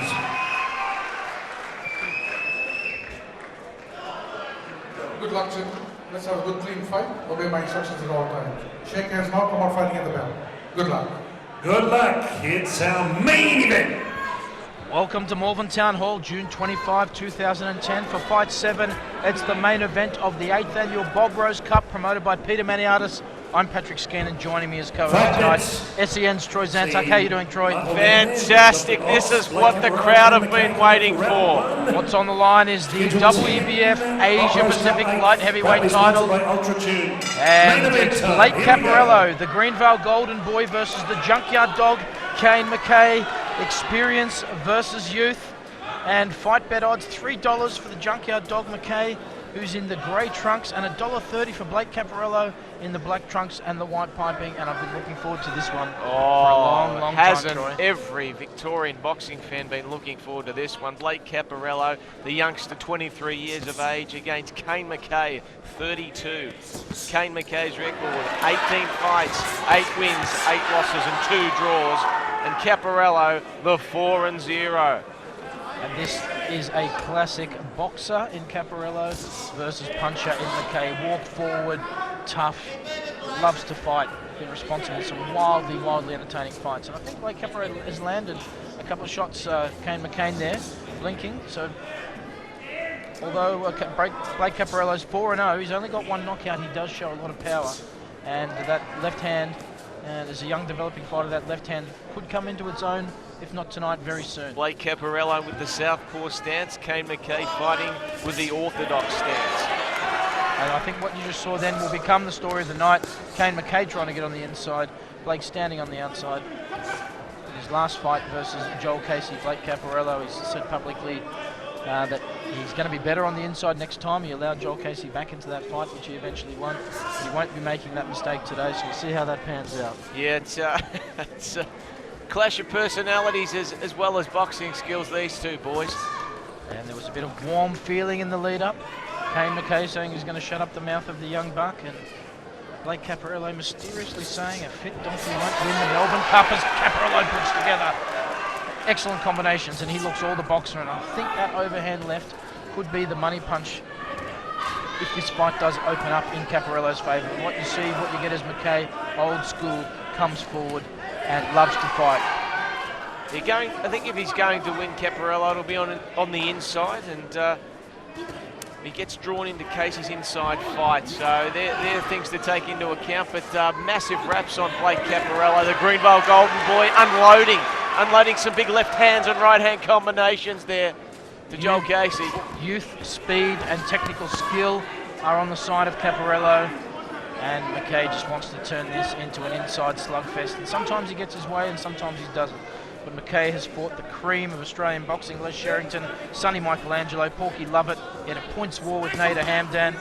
He almost gave Tim Bell more than he wanted, and he's got on the. This is where you'll see McKay. This is where he has his finest moments, and he loves it in there. The native of Geelong just loves it. He goes to the body, but Caparello proving his equal on the inside and landing some very good timing and well with some of those straight lefts over the top. Tremendous counter punching there by Caparello. What a top first round, come on! And what a great first round, and I think Caparello really showed that he's willing to take it inside, Troy. Yeah, he's on the way up. He's on the elevator up to the penthouse. Blake Caparello. Last drinks, seconds out, round 2. Let's get our teeth into this one, main event. It's Fight 7 of the Bob Rose Cup, the main event. Blake Caparello, the Greenvale Golden Boy versus Kane, the Junkyard Dog McKay from Geelong. And Troy, how did you have that first round? Yeah, clearly to Caparello. In a worrying sign for the McKay camp, Caparello decided to allow Kane McKay on the inside, and he got the better of the exchanges, and that was very interesting. So Blake Caparello being true to his word so far, but never rule out the junkyard dog. He's relentless, he's been in with the best, and there's certainly no quit in him, so he'll be coming all night. His job now is to test this young guy, find some chinks in the armour, and act as the gatekeeper for the division, which he loves doing. And if you get past Kane McKay, you're doing something right in the boxing world. Absolutely, Patrick. And it's too early to call, and that's the big punch from Blake Caparello. That's the one he said he would land. That big overhand left, and McKay comes up, and he's caught McKay with some big shots, and this could be an interesting one. And he's calling Caparello. He's calling. McKay's calling forward. Reminiscent of Ricardo Mayorga, McKay drops his hands stupendously and takes some big shots from Caparello, but he's still there like how a the hell is Spartan McKay warrior, standing up? like a Spartan warrior saying, I'll eat your power and come back for more. And he goes to the body again, Kane McKay, and that's why he's a great crowd favourite. Some unpredictable, unbelievable scenes here in the second round as Caparello opens up with a good right to the body. But McKay showing his chin, and Caparello showing the full arsenal of punches, left hooks, straight rights. Again, pinning McKay in the corner. And this is where McKay loves it. But Caparello's saying to him, I'll take you on your own game, and I'll rip your heart out right here if you don't want yourself, Kane McKay, because I'm young, I'm coming through, and I'm here to take a veteran tonight. But it's a long fight, and Kane McKay's been long in these fights a lot, but he's showing a bit of blood to the nose. But seemingly no effects as Kane McKay moves forward and throws some roundhouses and works in the body, and Caparello comes back, timing McKay coming in. And this has developed into a fantastic big fight landed, and McKay shakes it off. He's eaten bigger, he says, as McKay comes forward, and some blood coming from McKay's nose. But Blake Caparello showing his strength, his technique, and his power that we've spoken about. It's not reflected in his KO record, but he's already got some blood coming from McKay. But Kane McKay's been here many, many times. He's a true professional. He's come out of retirement to give exactly this, a challenge to young Blake Caparello. Sam LeBrun has done a wonderful job bringing on Blake Caparello. Got the Victorian Championship in only his third fight, defended it once, and now here he is, the WBF Asia Pacific light heavyweight title. And so far it's playing in line with the bookmakers, $1.30 for Caparello, $3 for McKay. And Troy, the tide has certainly moved in favour of Caparello. Oh, absolutely, and Caparello, What a wonderful round. What about that? Big round for Caparello, big as he stalks back. Sammy Avun is very happy. Oh. Seconds out as we approach round 3. Another exciting match. It's a war for sure, a civil war in center ring. Round 3 of the main event, fight 7 of the Bob Rose Cup. It's Blake Caparello, the Green Bay Golden Boy, getting the better of Kane McKay, the junkyard dog from Geelong, in the first 2 rounds. McKay in the grey trunks, Caparello in the black trunks with the white piping. And Caparello had a brilliant round 2. Troy. Wonderful round 2, and look, he's had some great sparring sessions of late with Sakio Bika, Rob Medley, Shannon Taylor, Kerry Foley, Kariz Kariuki, and Michael Bowling in Sydney. So Blake Caparello, wow, there's some big names there, and he is just fighting like a true champion at the moment. Beautiful long-range combination punching and just wonderful timing when Kane McKay gets in tight. He's looking for a signature win over another name opponent. He beat Joel Casey in his last outing, Caparello. And it looks at this stage as if Caparello is imposing his style of fight and like it on the inside and getting out of trouble there, using some good lateral movement. He loves the uppercut, doesn't he? Showing all the skills. Like Caparello. Loves the uppercut. And he's proving strong enough to hold his own during the close quarters mauling that Kane McKay is trying to put on him. He lands a couple of crisp punches again on Kane McKay, but Kane McKay moves forward. He's only got one gear, and that's forward and hard, and he's really going to give Caparello a thorough test here tonight. Caparello showing he can bang. He's also showing he's got a good chin to go with the skills and toughness, and we'll find out about his heart tonight. And it looks like there's a little mouse opening up over the left eye of Kane McKay. And Caparello spotted that. He's firing in those jabs and he's going after it. He's pinpointing the... And for a guy who's 4-0, for a boxer who's 4-0, his ring generalship is just outstanding. He's using all parts of the ring, and he's moving Kane McKay around now, and it's Caparello that's moving forward on McKay, and he's got him on the ropes again. McKay comes off the ropes again. What a crowd-pleasing, wonderful servant to the Victorian boxing game has been Kane McKay. Sensation. 32 years of age, Kane McKay, and look, he's going to leave nothing in the petrol tank, make no mistake about it. But Blake Caparello actually, he's putting on a clinic at the moment, isn't he? He's great combinations. Great footwork and skills, he's slick, and he's getting the upper hand due to his accurate punching. I'd love to see the punch stats on this fight. Blake's landing a lot of good, clean punches. But we already knew that Kane McKay had a great chin, so no surprises there. No surprises there. And I wouldn't be surprised if this goes the distance as well. Caparello's never been. Yeah, it's an interesting journey, the 12 rounds. Yeah, he's never been. You really never know. But at the moment, it's all Caparello. And I've seen some fights where Kane McKay does take a while to warm up to it. And look at his fight versus Tim Bell. We actually had Tim Bell in trouble at some stages there in the later rounds. Yep. So one thing we do know is McKay can go the distance. Another great round for Caparello. Schedule for 10 as we come towards 11 o'clock. It's gone 11 o'clock Friday night. Nick Tourist, seconds out, round 4. As we start round 4 of the vacant WBF Asia Pacific light heavyweight title, Blake Caparello not having it all his own way, but doing enough certainly to win the judges' attention for those first 3 rounds, Troy, against Kane, the Junkyard Dog McKay. And a lot at stake here, and the Bob Rose Cup, a tremendous cup. The great Collingwood champion Bob Rose, synonymous with football, and was also quite a good boxer in his younger years. He was the Northern Victorian lightweight champion, and Bob Rose had to choose between boxing and footy, and footy got the benefits. But here tonight we remember the great Bob Rose as a boxer. Caparello looking to assert his authority again. He's just boxed, as I said, he's put on a clinic these first 3 rounds. Joel Casey, well, he sustained more punishment than Rufus Dawes. Well, this is actually a really exciting matchup. Caparello ranked 4 in Australia by the Australian National Boxing Federation. Kane McKay ranked 5 in Australia by the Australian National Boxing Federation. And what we do know is Kane McKay has experience. He's had 104 rounds. Blake Caparello's had 24. But you would know it by the display that Blake Caparello has put on so far in this fight. One thing that's not in question, Kane McKay's intestinal fortitude. He is a sensation, and he will fight to the very last breath. He's one of the warriors. Blake Caparello. Oh, but a big right hand, a big left hand there by Blake Caparello. And McKay shakes it off like the Junkyard Dog. 2 or 3 big shots to the head, really effective power shots from Blake Caparello. Lands another to the temple of the Junkyard Dog, but he won't be swayed and moves back into the fray like the Spartan warrior that he is. He's so great for the game as the gatekeeper, and who knows, he could turn the tide. He's been there many, many times, and Blake Caparello's yet to see the deep waters, and Kane McKay has seen it many, many times. So there's still a lot of this fight to go, but at the moment, Caparello landing big shots that are going to get the judges' attention and win him rounds, unless Kane McKay does something more to stem the tide of this fight. When Caparello gets separation, wow, those... beautiful uppercut, left uppercut from Caparello. He's got it all, hasn't he? He can fight in close, he can fight at range. And despite being rocked by the power shots, Kane McKay absorbs the blows, comes in and clinches, and keeps moving forward.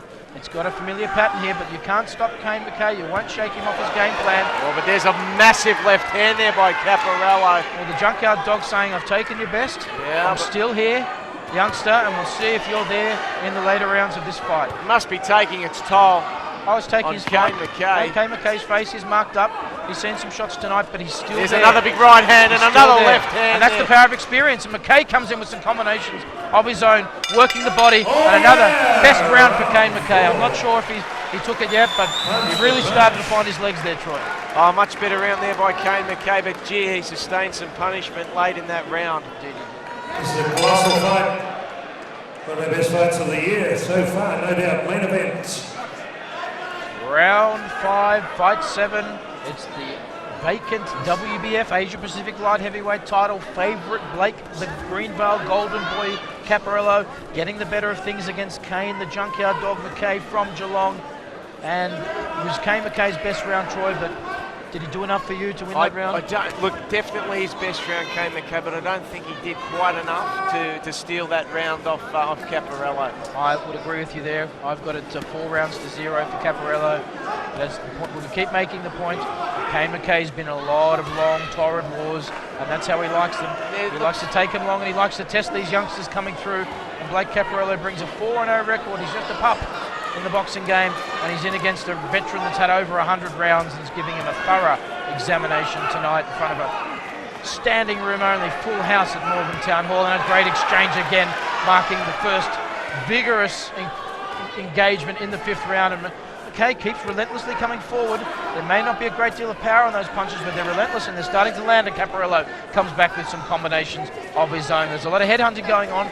There's not some of the body work that was going on earlier, Troy. You're absolutely right, Patrick, and it looks to be a mouse under Blake Caparello's right eye. I think Kane McKay may have opened that up there. That's the cumulative force of McKay's punches, and McKay's looking like the wily veteran. Some good head movement in this round, some good lateral movement. He's got his footwork going. He's drawing Caparello into the ropes, and you'd say McKay has the best of the early going here in round 5. Yes, yeah. Capitalising on that momentum shift we spoke about earlier. Going downstairs, working the body of Caparello. Caparello's cut. Trying to take the wind out of the sails of Interesting to see how Blake, but an excellent right hand landed there by Caparello. As Howard Lee said, this is shaping as a real fight of the year contender, Troy. Absolutely, Patrick. This is one for the ages. It's had everything. Absolutely everything. And Kane McKay, well. Kane McKay's relentless working the body, and Caparello comes back. It's a seesawing battle, to and fro. Kane McKay's punch output has been outstanding in this round. He's really taken it up a notch. I think he senses that Caparello may have been getting away from this fight, and now he's choosing to take a stand as he draws Caparello into the ropes. And Caparello willingly says, yes, I'll come in there and trade with you, veteran, and we'll see what you've got. As McKay lands 3 or 4 punches, and the green bowl Golden Boy lands a few of his own. And some excellent exchanges in tight, right in front of the commentary area, and Kane McKay moving around, exhibiting some ring generalship himself. His counter-punching's been quite breathtaking, actually, Kane McKay. He's a razor-sharp margin between these two in round 5 as Kane McKay mounts a valiant comeback, trying to win himself the round. If he keeps going at this rate, this could be the first round as Caparello opens up with some big overhand left shots, and that's the round of the fight so far. This is sensational. I think that's my first round for Kane McKay as we've got our first drop of blood on the score sheet. We're more than halfway through this championship fight. Seconds out, round 6. And it's round 6, fight 7 of the Bob Rose Cup, the WBF Asia Pacific Light Heavyweight title. And the sparks are flying here. They both want that belt. Blake Caparello, the favourite, installed at $1.30. And he had it all his own way for the first 4 rounds, but Kane McKay made a comeback in that round. I had it for Kane McKay as his first round. Troy, you were with Caparello. Why did you plump for Caparello in the last round? Well, I just thought he took more of those punches on the gloves, Caparello. So I thought, just with the brevity of Caparello's punches, I just thought he just got ahead in that round. But well, that's the sort of uncertainty that creates the excitement and tension that's in the air in Malvern tonight. And we've got the young bull versus the old bull, and McKay, blood streaming from his nose right now. But he found something in that last round 5, and he, for me, shaded that round. And there's a nasty cut under the right eye of Blake Caparello. So obviously, Kane McKay, he'll be honing in on that as a target. This is the first time Blake's been cut, so we're going to find out. Doesn't look like he's panicking yet at the sight of blood. Sometimes you see fighters alters their game plan, but he's sticking to the game plan that's been hatched by Sam LaBruna. Excellent game plan, and it's working for him so far. And these two gentlemen boxers, even though there was a bit of heat before the fight, this fight certainly lived up to its billing as a potential fight of the year contender. Kane McKay looking to get back and do what he did in that last round. Blake Caparello's foot movement is so effective that it's hard for Kane McKay in this round to get within the punching distance he needs. Great body work from Caparello as they move forward. These two warriors not giving in. Young bull, old bull. Great right hook landed by Caparello then. McKay doesn't seem to be getting the momentum out of his last There's a great fight. left hand there by Caparello. And McKay comes back and lands a couple of shots of his own. They both like it in there. Oh, he's really tickling the ribcage here of Blake Caparello. Kane McKay, he thinks that could be a weakness, but boy, oh boy, has this fight had it all. Caparello early in the round had the upper hand due to his footwork and accurate punching, but McKay's drawn, the Junkyard Dog's drawn him in on the ropes again and starting to land a few of his own. Will certainly get the judges' attention, and that's where he's going to have the biggest impact on this fight. Drag it on the ropes, make it bloody and make it rough. A great combination. 4 or 5 punches from Caparello, and McKay warms up to this, steps back in the fray and says, youngster, you'll need a bit more than that on them to stop me. Oh, a big left hand there by Blake Caparello, followed up with a right hook. Oh! Caparello landing, having his almost his best round of the fight, you could say, Troy. Really, on the outside, on the inside, got a cut under his eye. It hasn't seemed to bother him. He's come, he wants this belt, and he's ready to go long distance. He hasn't fought this many rounds before. That was a real case of tickling the ivories there by Blake Caparello. He's trained for a 12-rounder, and here we are. We're going on. Good body shots there by Caparello, showing all the benefits of his training.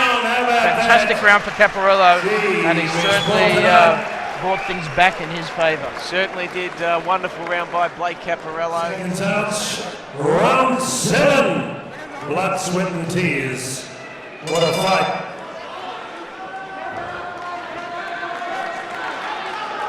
That's round 7, fight 7 of the Bob Rose Cup. The favourite, the younger Blake Caparello, in against the seasoned veteran Kane McKay.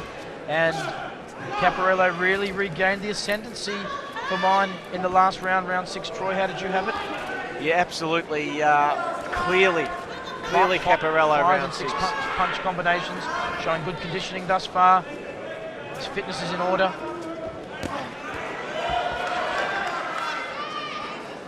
Really, it's up to McKay. I mean, does McKay have that home run punch that can change everything here? Well, or does he just got to get in and make it dirty and scrappy and try and bend Blake Caparello to fight to his game plan? Well, I think he's looking for the home run punch, quite frankly, because I think just by looking at Caparello, I think he'll go the distance.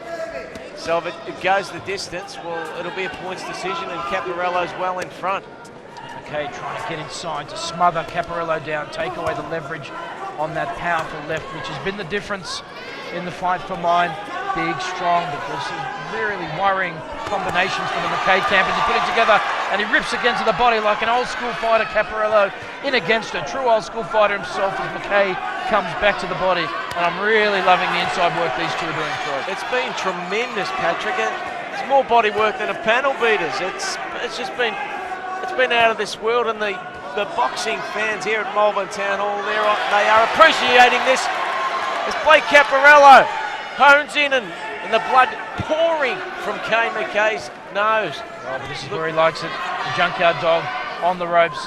And you've got to respect Caparello. Oh, nice right hand there by Kane McKay on the counter punch. And every time Kane McKay lands a big right, Caparello's coming back. He just will not allow McKay to execute his game plan the way he wants. And he's prepared to get in there, and another great shot there from Blake Caparello.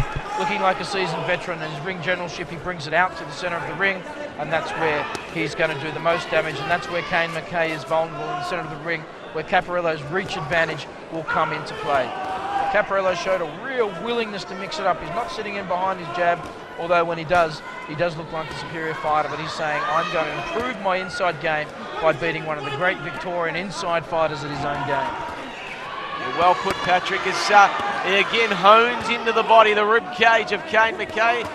And some fantastic body shots, and that's really the difference between a main event and some of the fights we saw earlier, where there was a lot of headhunting, and these two are just charging at the body, trying to get those elbows down and open up the opportunity for the headshots. As Caparello relentlessly moves in and landing shots, are showing great evasive skills as McKay comes off the ropes, and great straight left from Caparello, and that got McKay's attention, but he moves forward. What does Caparello have to do here to rock McKay? That's extraordinary.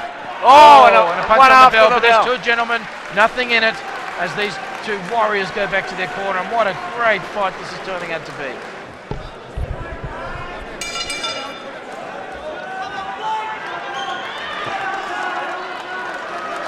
Okay, good stuff. It's the main event of the Bob Bros Cup 2010, and the crowd is really warming to this fantastic fight between Blake Caparello and Kane McKay, and it's a 10-rounder. The WBF Asia Pacific Light Heavyweight title is on the line, and these two are waging a brutal war. Both of them want that belt, and the opportunities that belt can bring. It's a good regional title, and here we are, Blake Caparello, current Victorian light heavyweight champion, stepping up to his first 10-rounder against the Junkyard Dog, who's seen it all before. He's been there before, and he wants to take the youngster to deep water. Who did you have in round 7, Troy? Yeah, look, it's history repeating. Blake Caparello again, I thought, done enough in that round. Some big body punches, and some tremendous left hooks in that round by Caparello. And I've got Caparello up 6 rounds to 1 right now.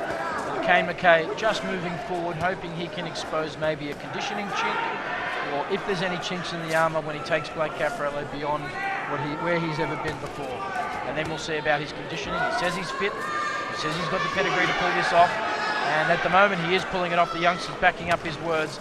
But Kane McKay's not letting him have it all its own way, and he's had moments in this fight where he's really worried the youngster. Well, as you said before, unexplored territory for Blake Caparello, 10 rounds. And that's what Kane McKay wants to turn into, a life and death struggle. He loves it in there. Big body shot by Kane McKay as he moves forward. He's continuing to execute his game plan. Nice uppercut there by McKay. Boxing pride of Geelong Town. Yep. A big crowd from Geelong up here. Their old crowd favourite Kane McKay. Every single time he steps onto the canvas, the crowd gets their money's worth. He's the promoter's dream. He takes fights at short notice, and he'll fight these young guys. How are guys like Blake Caparello going to get the experience? They get it by fighting the Junkyard Dog. Absolutely, Patrick, and boy, oh boy, haven't the boxing fans at Malvern got their money's worth tonight. It's been a slugfest of the highest order. Kane McKay, some good punch output here in round 8, getting the better of things in this exchange in the middle. This is the first time we've seen it in the fight. Caparello really not so much taking a round off, but McKay's dominating. He's waiting patiently, trying to pick up his punches. Kane McKay loving the infighting, not landing a lot of these shots, and not really heavy shots, but punch output. Looking to set records for the amount of punches around thrown here is the Junkyard Dog. And look at him, he wants it again. Showing the chin to the youngster and going to the body. Unprecedented toe-to-toe action between these two. And Caparello, knowing he's got a big read, and lands a left counter and calls him on. This is over. And Kane McKay, in unprecedented scenes, has shown his chin and been stopped by the youngster. And Blake Caparello is the WBF Asia Pacific Light Heavyweight Champion in one of the most brutal title fights you'll see. Could I have a representative of Ultra Chin please come down? Norm George, I called him several times. Maybe, hasn't heard the call. Norm George, or a lady or a gentleman from Ultra Chin, great supporters of tonight's big program. Tom, give it a big bang, thank you. Referee Malcolm will stop the contest. 2 minutes 55 seconds into round 8. Ladies and gentlemen, would you congratulate the new WBF Australasian Pacific Light Heavyweight Champion, Blake Caparello. And let's not forget the gallant performance by the Junkyard Dog, Kane McKay. Peter, that was beyond the call of duty. What a grueling battle. It reminded me a lot of Jake LaMotta with Sugar Ray Robinson. A bit of a raging bull there in the Junkyard Dog, Kane McKay. His spirit's undeniable, and he gave it 110%, but I think we've got something special in Blake Caparello. Yep, 5 bouts, 5 big wins. Okay. Following in the footsteps of Nick Taturis, whom I spoke to on the stage, Shannon McMahon, Pierre Karim, and the new winner with Renee Kink is Blake Caparello, the golden boy from Greenvale. How about 3 cheers for Blake? Hip hip. Hip hip. Hip hip. He's a dual Victorian champion, light heavyweight and now cruiserweight.